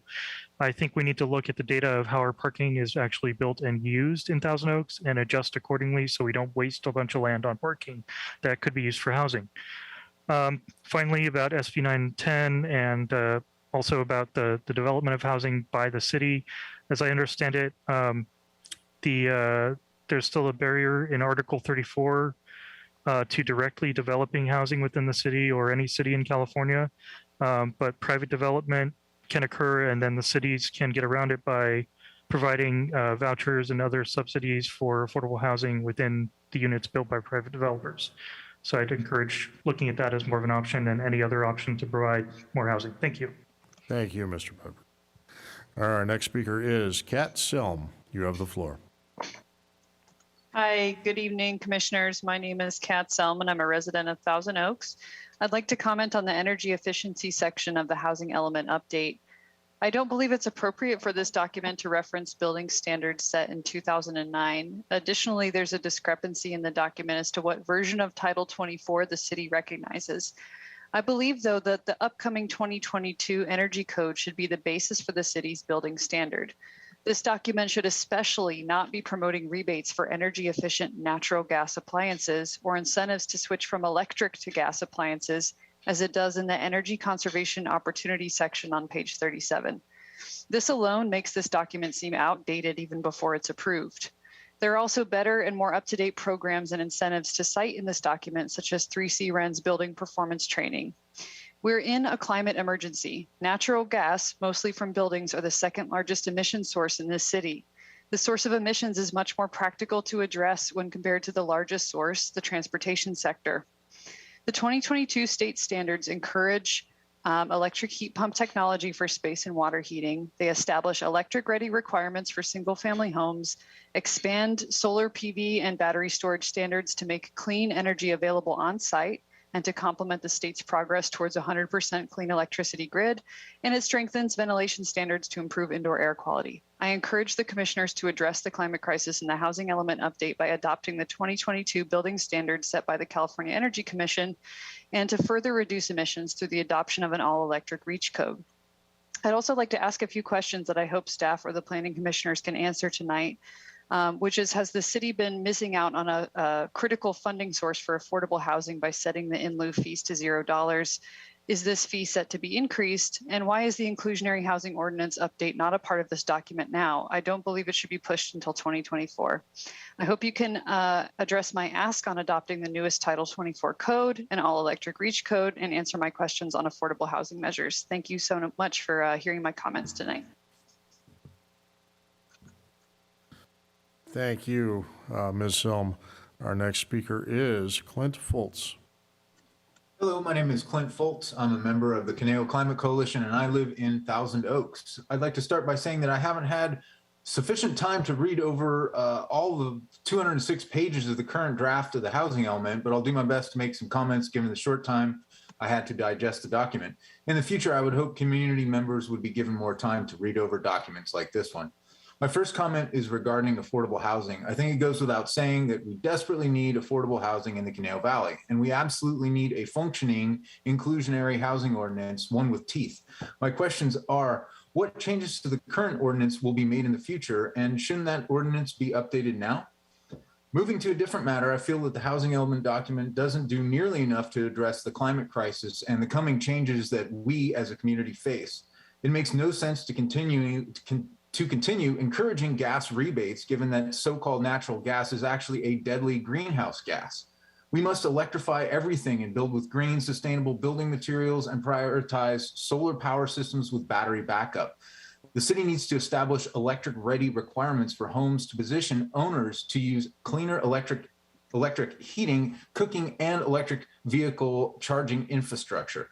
The city should be focusing on a REACH code that will future-proof every project that gets approved. The housing element should be using the upcoming 2022 energy code as its bare minimum. We should absolutely do better than the minimum requirements. we should adopt the 2022 standards and go all electric. We as a community need to be ready for the harsh reality of climate change that we face going into the future. That's all I have for tonight. Thank you very much for your time. Thank you, Mr. Fultz. After our next speaker, I have Roseanne Witt, Cindy Lieu, and Wendy Zimmerman. But right now, Danielle Borja, you have the floor. Good evening, Chair Buss, Commissioners, and City staff. My name is Danielle Borja, President and CEO of the Greater Conejo Valley Chamber of Commerce. I'm also a resident of Thousand Oaks, and I serve on the Global Land Use and Economic Glue Council for SCAG. On behalf of the Executive Committee of the Chamber, I'm here tonight in support of the draft housing element prepared by City staff and want to thank them for their extensive work on this very important document.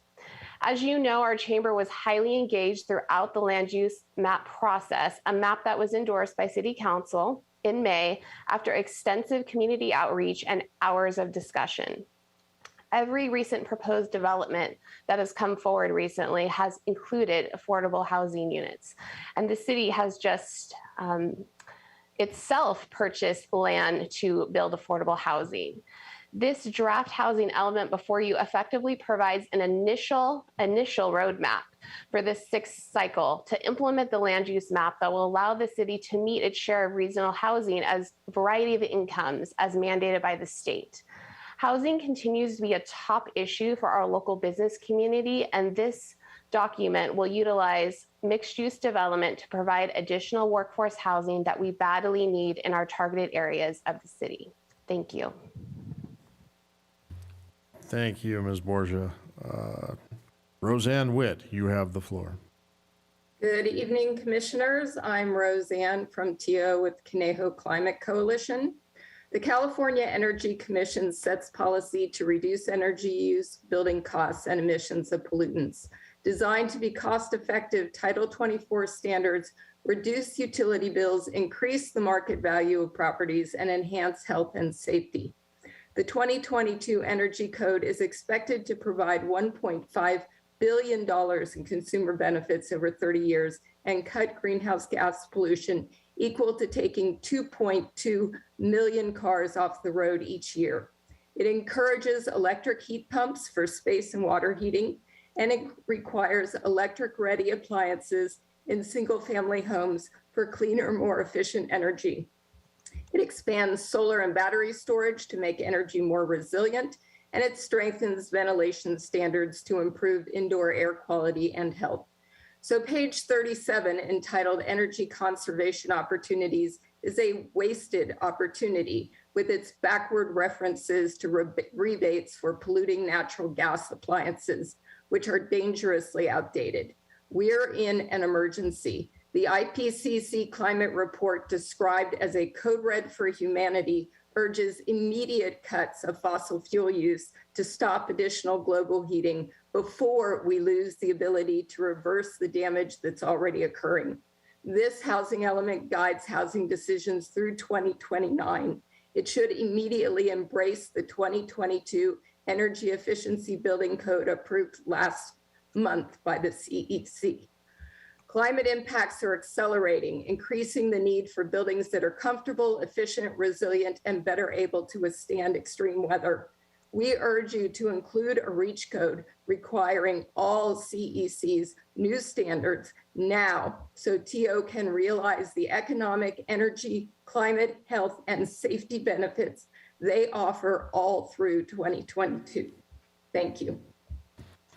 Thank you, Ms. Witt. Our next speaker is Cindy Lieu. You have the floor. Ms. Lieu is not present. Okay.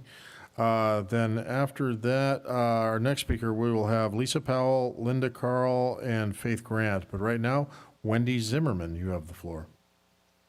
I'm Wendy Zimmerman from Newbury Park. I have 3 basic issues to go over with you. 1, parking for residences needs to be increased. I live near a large apartment building, and residents constantly park in front of the single-family homes, leave trash, and burden the homeowners with picking it up. Residences that are multi-use have to have more parking spaces allocated because we do not have public transit to serve the extra people who have a quarter of a car space allocated to them. I'm not complaining about business parking. I'm complaining about residential parking for multifamily dwellings. Until we have adequate public transit, we have to have more parking for the residents of multifamily buildings. Next, water. We don't have enough water now. We are currently in a high drought situation. We are looking at cutbacks. We have some of the highest requirements to reduce water usage in the state during the last drought. The water companies claim, oh, sure, we could provide you with lots of water for all your extra new people. The question is, at what cost? The water will come from further away and be astronomical. We won't be able to afford it even if we can get it. That's an absurd statement to say, oh yeah, we have lots of water for these thousands and thousands of new people in our area. Next, the malls are underutilized in this plan. We could put the hotels that you want for the importance of bed tax over beds for residents to sleep in over at the malls. They have wide streets and plenty of access. They can also accommodate the multifamily units that require thousands of car trips for the extra people to get there. They have the infrastructure. Our older single-family neighborhoods have narrow streets that you can barely get a car back and forth in either direction. It would be extremely disruptive to do that. So put more people over at the mall, make better use of it, and a hotel would have everything the residents could possibly want, right in walking distance and easy to get to. Thank you. Thank you, Ms. Zimmerman. Our next speaker is Lisa Powell. You have the floor. Good evening, commissioners. My name is Lisa Evans Powell. I'm a longtime Thousand Oaks resident. Thousand Oaks gets the chance every several years to update its housing element. This year is special because it aligns with the general plan update. This should be viewed as an extraordinary opportunity to put intentional and creative plans in place for the future of our city. During the last housing element cycle in 2013, the city did not meet its target. Okay, please, I need everybody to be quiet. Of low-income housing development. This time around, the targets are much higher. Yet the current draft's action plan does not offer policies that are significantly different than that of the previous housing element. I'm therefore not clear on how we're going to meet our goals. I don't want to discount the tremendous amount of work that I know goes into creating a document of this size and scope, yet I'm bothered by the draft's tendency to use vague language as well as a lack of clear and measurable goals or timelines. I only have time tonight to share a couple of my more specific concerns. First, the housing element should include a strong and specific inclusionary housing ordinance. Please don't kick this down the road. I also hope to see more plan for regular review and reporting on progress as to the housing element goals. And finally, I'm very concerned with the limited scope of the section that's focused on goal number 2, which is providing housing opportunities for persons with special needs. There are only 2 programs listed, both of which consist solely of the city providing funding to other organizations that isn't even necessarily specific to housing. There are no other specific actions attached to that goal that make specific commitments to incentivize the building of housing that is needed here in Thousand Oaks. Housing that's geared towards our senior residents, our residents living with disabilities, for residents who are homeless or at risk for homelessness, and for residents on limited or fixed incomes. For example, specific policies that focus on developing new housing units that are designated for seniors or persons with disabilities that enables them to be in close proximity to public transportation and community services. And that's just one example of something I've seen in other cities' housing elements. I hope to see this draft evolve into a document that creates a strong blueprint that will ensure that the affordable housing that Thousand Oaks truly needs, as well as addressing the very real demographic and economic challenges we face, will indeed be created. Thank you. Thank you, Ms. Powell. Our next speaker is Linda Carl. You have the floor. Good evening, Planning Commission and members. I have to say my family is very loud. My name is Linda Carl. I'm one of the vice presidents of Adelante Comunidad Conejo and also the part of the leadership of Thrive Conejo. I'm a resident of Thousand Oaks. I am concerned that the housing action plan today is no different than the one from 8 years ago. Just like the prior plan, it doesn't promote economic diversity, doesn't enhance our city's livability for all its residents, doesn't welcome new families. That is considering that the city has only built 33 of the 142 low-income units targeted in 2013. It is also concerning that aside from the state, the city doesn't have any clear ordinance or policy to incentivize developers to build low-income and accessible housing in Thousand Oaks. As point of reference, I'd like to share that across the nation, many people with disabilities are experiencing an affordable housing crisis. Approximately 4.8 million people with disabilities who relate on federal monthly supplemental security income, or SSI, have incomes averaging of only about $9,156 per year, low enough to be priced out of every rental housing market in the country. Imagine what that means in Thousand Oaks. My family has lived in Thousand Oaks since the 80s. We own our home. Why is this important to us? I am a parent of multiple children with disability. Some of them will be able to grow up and gain employment, but may not be able to afford to live here. It is my hope that my born and raised children will continue, my born and raised children here in Thousand Oaks, they will continue to live here. And I hope that they would even decide to take on the responsibility to caring for their medically fragile sibling. Will you make space in Thousand Oaks to create affordable, accessible homes for all our community members, the socioeconomically disadvantaged, as well as the individuals with disabilities? My child and others like him are counting on you. Thank you.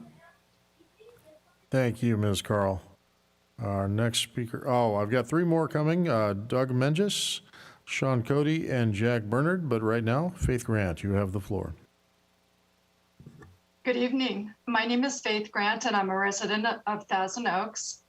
Given that the housing element update is over 200 pages, I believe it is challenging for the Planning Commission and Thousand Oaks residents to review and respond within 5 days. I'm pleased that Ms. Finley indicated the extended review time frame to provide written comments and questions. This housing element sets new standards on how communities accommodate housing production from June 2021 to October 2029. Given the time frame, one expects the city to be as forward-thinking as possible in requiring sustainable buildings. In addition to cool roofs referenced on page 37 of the energy conservation opportunities, Conejo Climate Coalition requests including electrification and the elimination of gas infrastructures. Electrification reduces the overall building cost, creates a home free from toxic gases, and reduces fossil fuel emissions, contributing to our climate change. Other energy efficiency opportunities missing are the installation of electric heat pumps for space and water heating, which consume less energy and produce fewer emissions than gas-powered units. And as we all prepare for mandated statewide transportation electrification goals, electric vehicle charges should be included in all new buildings. In conjunction with electrification goals, please include a requirement for rooftop solar and batteries to provide continuous, reliable, clean energy to protect residents from power interruptions and enhance community resilience, especially during power blackouts and emergency conditions. Lastly, water is listed as an environmental constraint, and given the persistent droughts that California is experiencing and will continue to experience, water will be at a premium. Gray water systems that use relatively clean wastewater from baths, sinks, washing machines, and other kitchen appliances can be used for landscaping and flushing toilets and should be an essential component of new building construction. Thank you. Thank you, Ms. Grant. Next speaker is Doug Menges. You have the floor. Thank you, Chair Buss. My name is Doug Menges. I'm a resident of Westlake Village, and I work in Thousand Oaks, where I'm the Vice President of Real Estate Development for Many Mansions.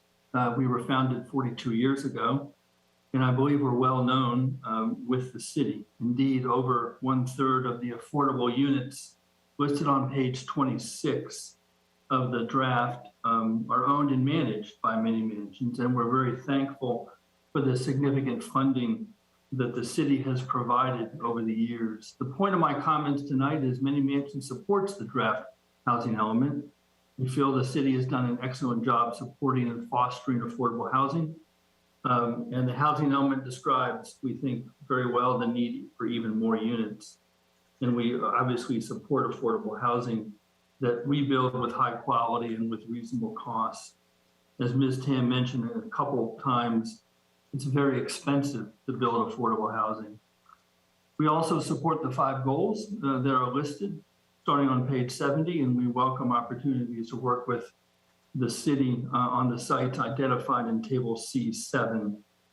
I think the mixed use law and also the mall sites designation is a very, very creative way to start to address those commercial sites potentially left behind in the new economy. Lastly, I really applaud the extensive work that the staff has done in performing this outreach to ensure that all stakeholders have been heard. It's an excellent job. Actually, 2 more comments, if I may.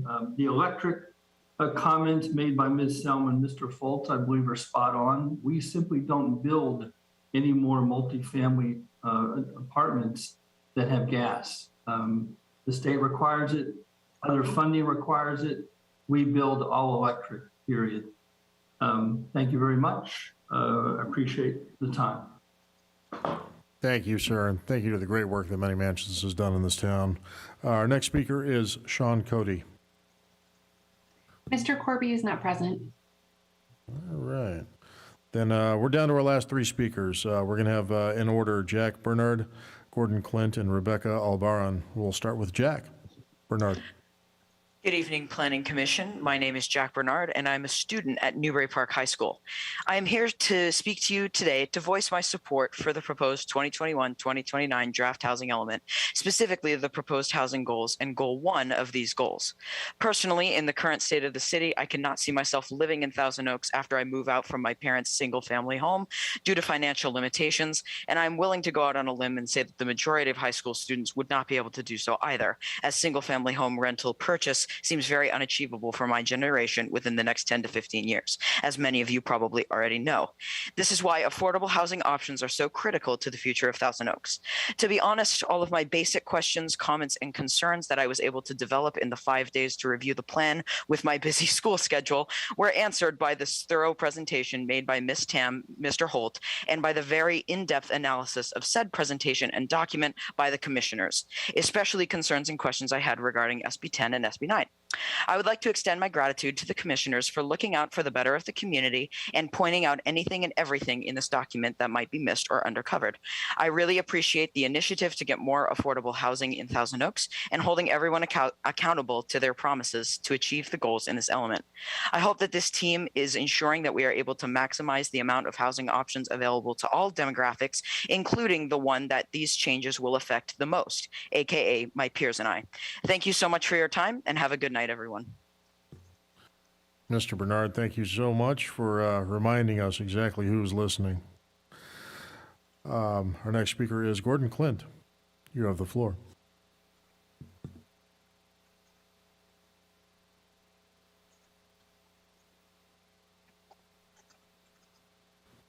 Is Gordon Clint with us? He's here. Mr. Clint, if you could unmute.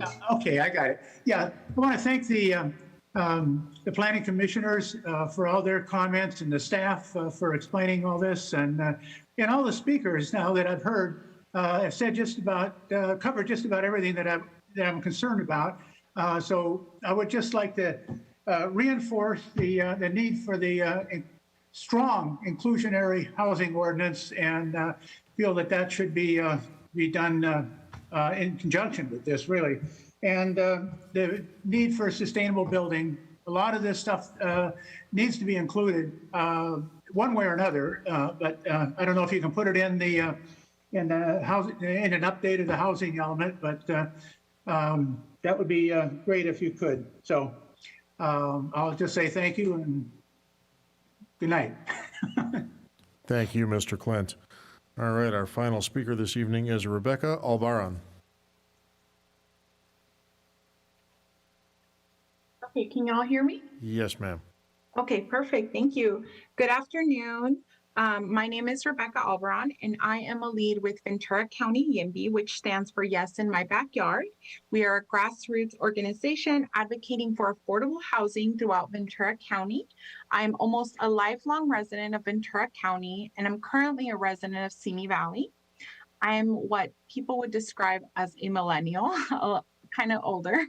Right now, as I speak and y'all listen, there are unhoused Thousand Oaks residents scoping out where they will sleep tonight. Many out in the elements, many will be in cars, and many will be spending the night in a hotel. I'm asking y'all to think about this because the housing element is more than a wish list prepared in order to comply with the state. It's this city's plan for the housing future. There are grave implications for affordable housing and workforce housing when we just look at this as a compliance document. In its most basic form, in its most basic element, housing is shelter. And it's one of the strongest predictors or social determinants of good health, educational outcomes, which affect school, employment, and the overall health of a person. And if we want for our communities to be healthy, we need to ensure that we're planning for affordable housing, workforce housing that will create a more secure and safe community for all of its residents, regardless of their income levels, regardless of their familial wealth, and regardless of their race. So it's really important that we look at this document and its contents as a plan that has robust actions towards workforce housing and affordable housing, keeping in mind that it's important that we have a robust inclusionary housing ordinance and housing for essential workers, which we have seen throughout this pandemic is gravely needed. So thank you for your time. Thank you, Ms. Albaran. And just for a quick encore, we have Cindy Lieu, who previously wasn't available but is now available to speak. You have the floor. Thank you, everybody. It's a struggle. I'm parenting a child with a disability, and the short input time and review time is challenging for all community members, but I will say it doesn't feel like an act of good faith, even though written opportunity is extended. I would ask that inclusionary housing ordinance becomes a requirement, as well as requirements for universal design and architecture. That is a concept that is not only cost effective, but also universally designed, so it allows for greater use across the lifespan of housing. In reviewing the housing plan, it does seem disconnected to other priorities that the city has set.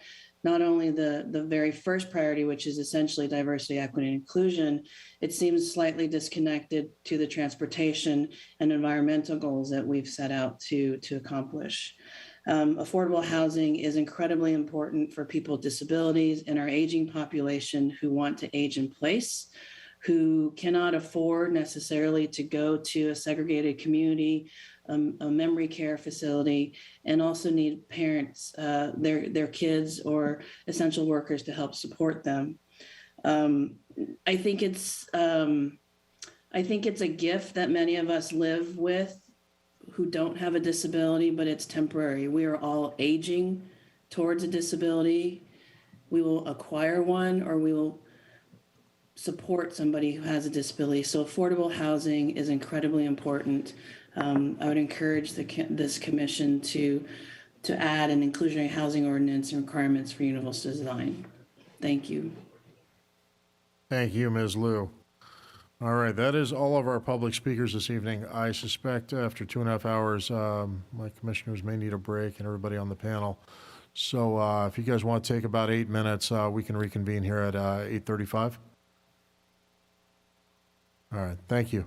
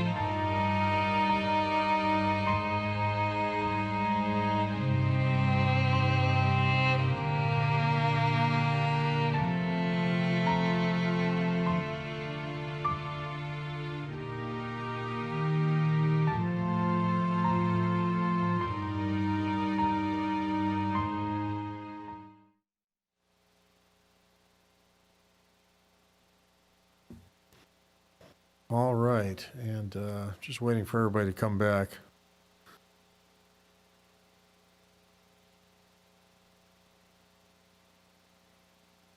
I have 4 commissioners present.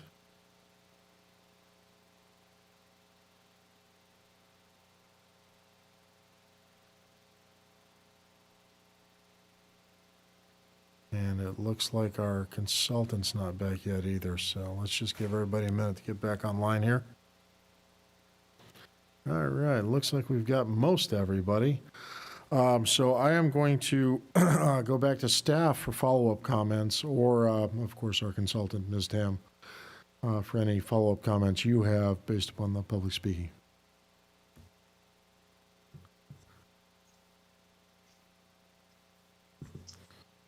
Mr. Holt, if you want to take the lead. Certainly. I was just checking to see if everyone's present. My screen hasn't populated all the way. So, there were a number of things that we heard. There was comments about, incorporating sustainability practices into housing design, also as well as universal design elements. For aging population and so forth, that's something that really becomes a little bit of a bigger discussion. I mean, those type of things are more to be evaluated as a code amendment and so forth. It's possible that there is an action item that could attempt to address those, but I could not definitively say that absolutely we can do that within the confines of the housing element. And, in some respects, some of these requirements, there was citations that they, help reduce costs and so forth. Affordable housing is expensive to begin with. And, making this a requirement could increase those costs as well. So we just want to be sensitive to that as well, because the cost towards housing, we don't want to, even though all these measures may be for the betterment of the housing stock within Thousand Oaks, they could be also an impediment to the financial feasibility of those types of projects as well. So I think that's something that we have to take into consideration and see if there is some sort of action that we can, point towards the future. But again, it's something to be, more taken into account when we look at adopting the new Uniform Building Code. I don't know if you recall when the Uniform Building Code or the California Building Code was brought to the council, then it spurred some conversations of, well, what can we do up and beyond the minimum code requirements? And I think that's a bigger discussion that needs to occur. The other, just to reiterate, there is, the call out to require inclusionary housing as part of the housing element. It is an ordinance. It does require actually a fairly exhaustive analysis as well. You have a nexus study, a fee analysis based on the market conditions, the cost of construction and so forth. And that would be used to help formulate, well, what is the appropriate ratio of affordable housing to be required within a development, as well as what is a realistic fee that the city can adopt that would really help subsidize the construction of housing. It was shared with me that, the cost for one affordable unit in LA County is about $750,000. So, we have to kind of go through the course of doing that analysis. We are prepared to send out an RFP for the inclusionary housing ordinance update, and that would include the investigation of what is the appropriate ratios for affordable housing within development. Maybe it's at scale versus, based on certain sizes, certain types. All those things would need to be evaluated, as well as what fees could be adopted. And so those were really the main ones.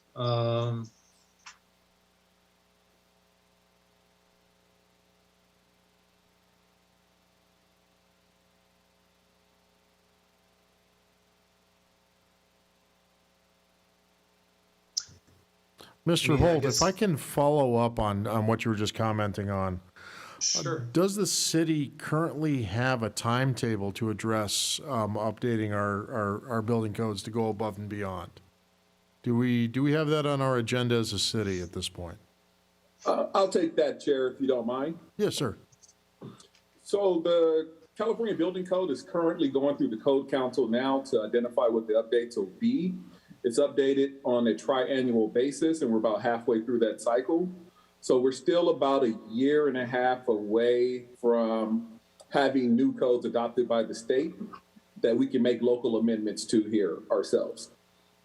Okay, so we're doing that based upon what the state's going to require, but Mr. Holt was addressing the above and beyond concept, the fact that we could be ahead of the curve on certain things. Is there a process for the city to be beyond that? Is that on our timetable? Is that going to be in front of the city council? I'm just asking this on behalf of people who are asking about inclusionary housing. People who are asking for environmental standards to be above and beyond what the state requires. Do we have anything like that we're going to be presenting to city council or the planning commission or anybody? Well, if I can jump in, just to clarify, Chair Buss, I mean, I was referring to those, and I didn't know the frequency, so Kelvin helped clarify. I just had it in recent memory. So, every 3 years, and I just recall that was the opportunity when it arose as far as, where we could introduce things that were possibly beyond the California Building Code. So right now, I'm not aware of anything in advance of that the city is doing to kind of introduce. So if there was a process for somebody to introduce something, would there be a way for citizens to introduce requests to the city council? Would there be a process for them? So if I might jump in here? Sure. Chair Buss, thank you. We are also in the midst of this comprehensive general plan update still. And this housing element is on this compressed time schedule that we have to meet. But as part of the general plan update, there's a lot more discussion. We are also doing it in concert with the Climate and Environmental Action Plan, which is hitting those things kind of directly. And that will be part of what we bring forward with the rest of the general plan, and it will also be evaluated in the environmental analysis for the general plan update. Is the Climate and Environmental Action Plan. So I think that those are slated within the next year. The environmental document should be coming out next spring, as Mr. Holt mentioned, and we should be getting more information on that.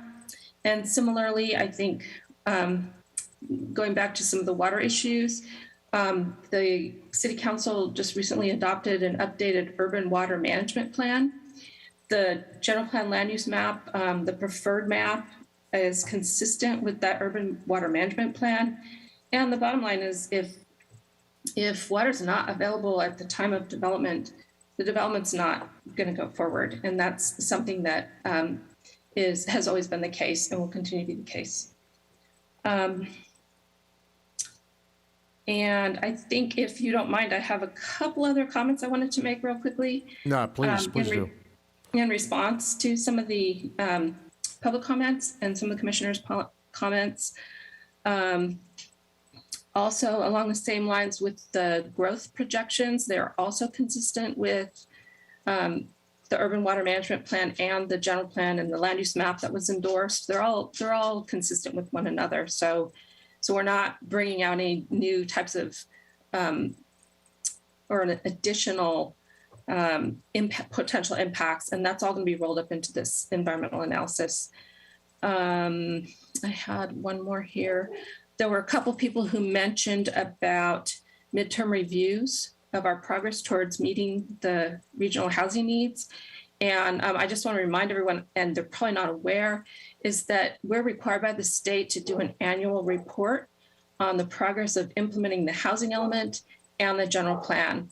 And we been doing that religiously every spring.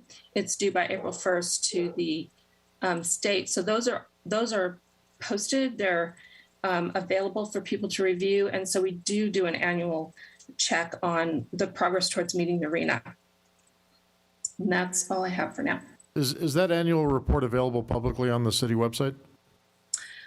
Yes, I'm not sure that it's posted separately. I'd have to look into that, but it is absolutely on the council agenda. And Ian, maybe you can help me with the memory of when it went. I think it was March 30th or whenever the council date was. Typically around the last week of March. And it also captures the progress on the other housing element programs as well. So it's inclusive of the RHNA. I mean, obviously that's the focus, but does include all aspects of the housing element as well, as far as the program implementation. Yeah, currently those annual progress reports aren't on their own dedicated web page. They would be basically what's attached to the staff reports that went to council, come early spring every year. Copy that. Thank you very much. And those reports are also forwarded to the state. We're required to submit them to HCD and the Office of Planning and Research. It's statutory requirements. Agreed. It just sounds like there's a lot of interested citizens who might want to read them. So if we could make them more easily available for them, that would be great. Okay, we will find a way. All right. And I'm sorry, I'm interrupting you guys. If you have more follow-up, please continue.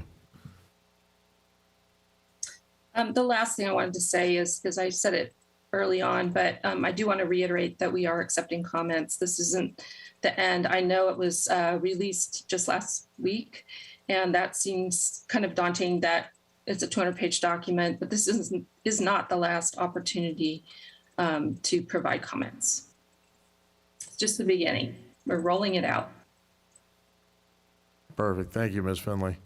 All right, I'm going to go to, who am I going to go to? I'm going to go to my fellow commissioners.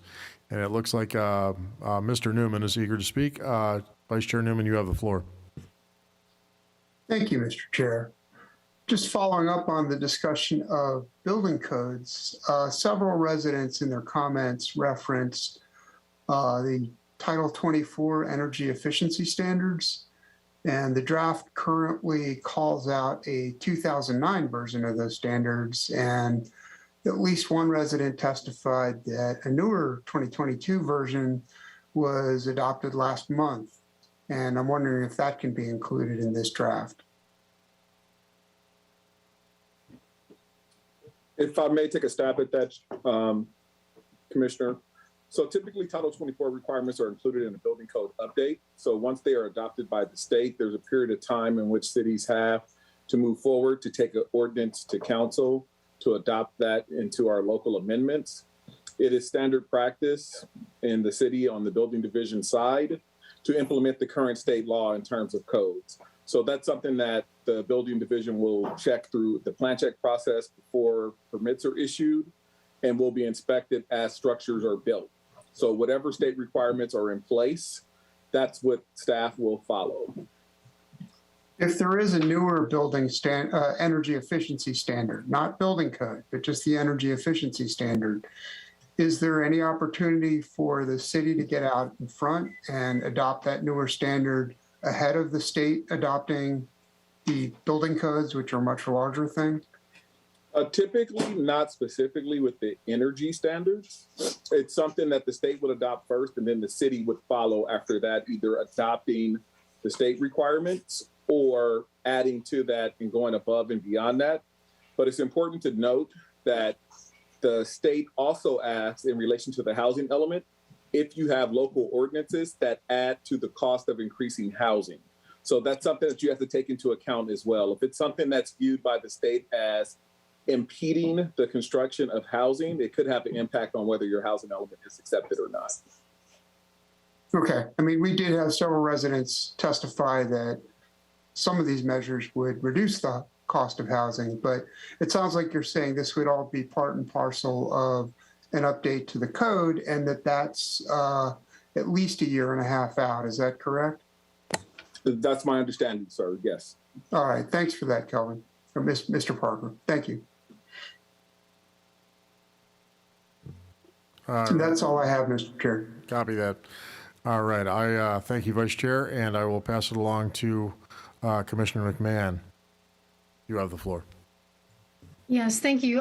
First of all, I wanted to compliment the staff on the thoroughness of this report and all the work that went into it.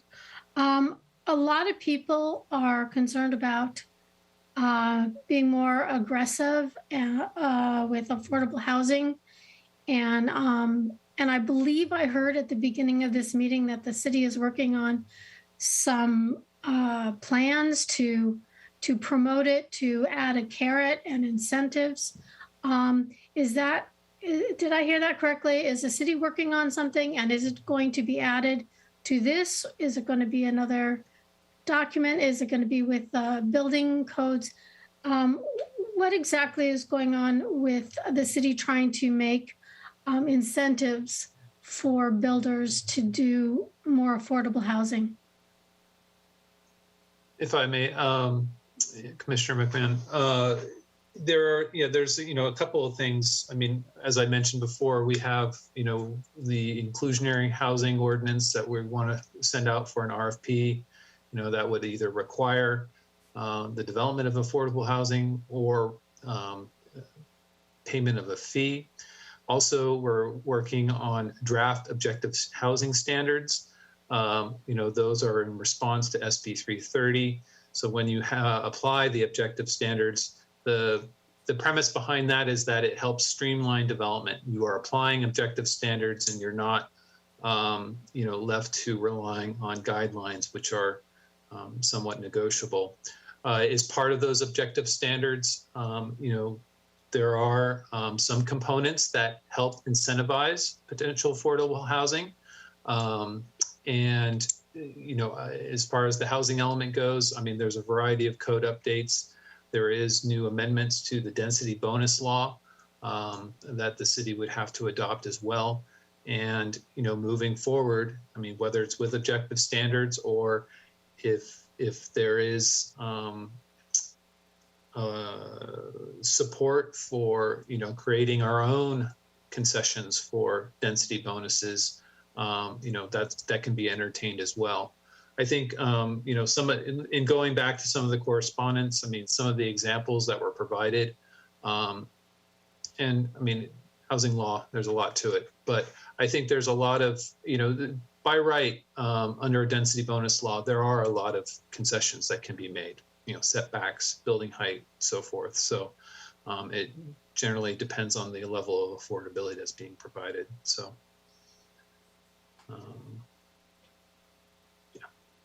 Well, thank you. Excuse me. That's it for me for right now. All right. And it looks like Commissioner Lance and Commissioner Link don't have any further questions. No more questions, just a comment when we're ready for our opinions. You got it. Commissioner Link, you're good? And I just have a couple of kind of boilerplate questions about the actual report itself. I was asking more general questions earlier. On page 13, it talks about housing stock condition. And I just was curious if the city had a way of tracking or a database where they track the permits issued for improvements on homes and properties in the city, and have a good idea of what condition our stock is actually in based upon that, or if we're just kind of guessing based upon national averages. I can speak to that. Well, we're not guessing on national averages. However, our building division, they don't differentiate building permit submittals based on whether it's a full, a kitchen remodel because someone wants a new design versus, there's a health and safety issue associated with that kitchen, or, other structural,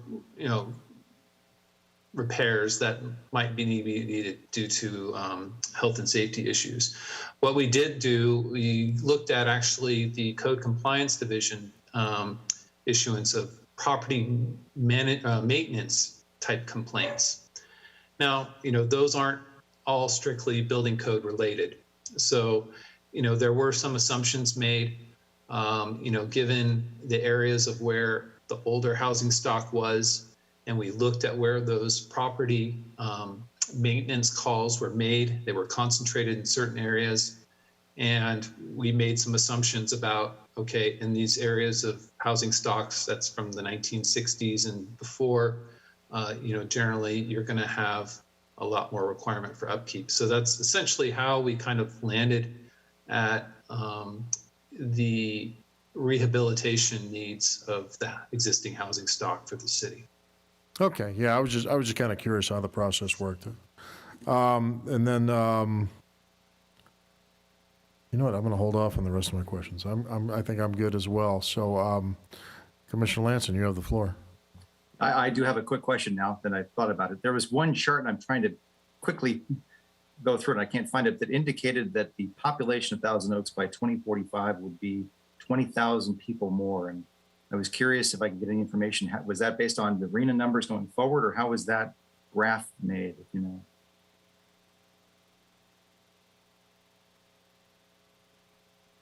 I'm trying to see if I can flip to it now, but I can't find the page. Veronica, can you grab that one? I think I know the answer, but I'm until I jump to it or find it, I won't be able to tell. Let's see here. Unmute myself. I was doing so well with unmuting until now. I think this figure one that you're talking about, is it the that the projections that your population is going to go increasing? Yes. Yes. You know, that's $1 million question. We always say that the growth forecast that the SCAG is doing is not really consistent with the RENA projection, and that was some of the argument that cities are using to for SCAG when we was doing the RENA appeal, and because it's the chicken and egg thing that the forecast was done before they got the RENA allocation from the state. So you are correct; they're not consistent. Oh yeah. But well, in fact, again, looking at the census numbers, our population went down in 10 years. Right. So I'm wondering where they got that number. And again, is the housing element that we're preparing or looking at is somehow based upon that kind of formula? Well, I think there are problems with census data, though, because the 2020 census data, we really don't have that right now. But most of the census data so far we have is based on something called the American Community Survey, which is only a 5% survey of the community extrapolated. And so there's always this margin of error, particularly when a community that doesn't have a lot of growth. So the margin of error can push you above or below just because of the margin of error. So unfortunately, we're in that position where we're waiting for the 2020 census data to come, and that may confirm better whether you did grow or you actually lose population.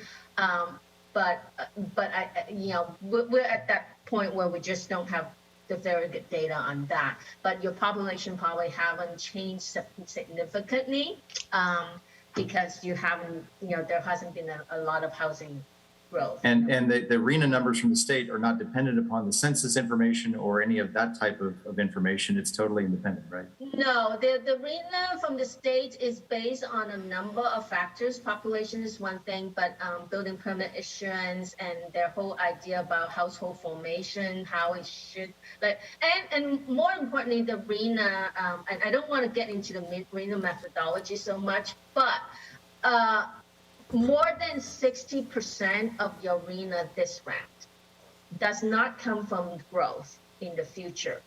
It comes from the existing housing shortage that they want you to compensate for not building enough over the last 20 years. So for that reason alone, your RENA is going to go high, even though higher than the growth projection, because that's the new state law that put in a quote unquote penalty for not having built enough in the last 3 years. A very interesting algorithm, I'm sure, that people spend a lot of time on. It's a black box. Okay, that's my last question, Chair Buzz. Thank you, Chair, or Commissioner Lanson. All right, I think it doesn't look like any of my fellow commissioners have anything else to add, so I would like to thank staff for an amazing, well-researched and great first draft. I thank you guys all for your efforts, and thank you, Ms. Tam, for all your efforts for the city as well. Secretary, go ahead and close the public hearing.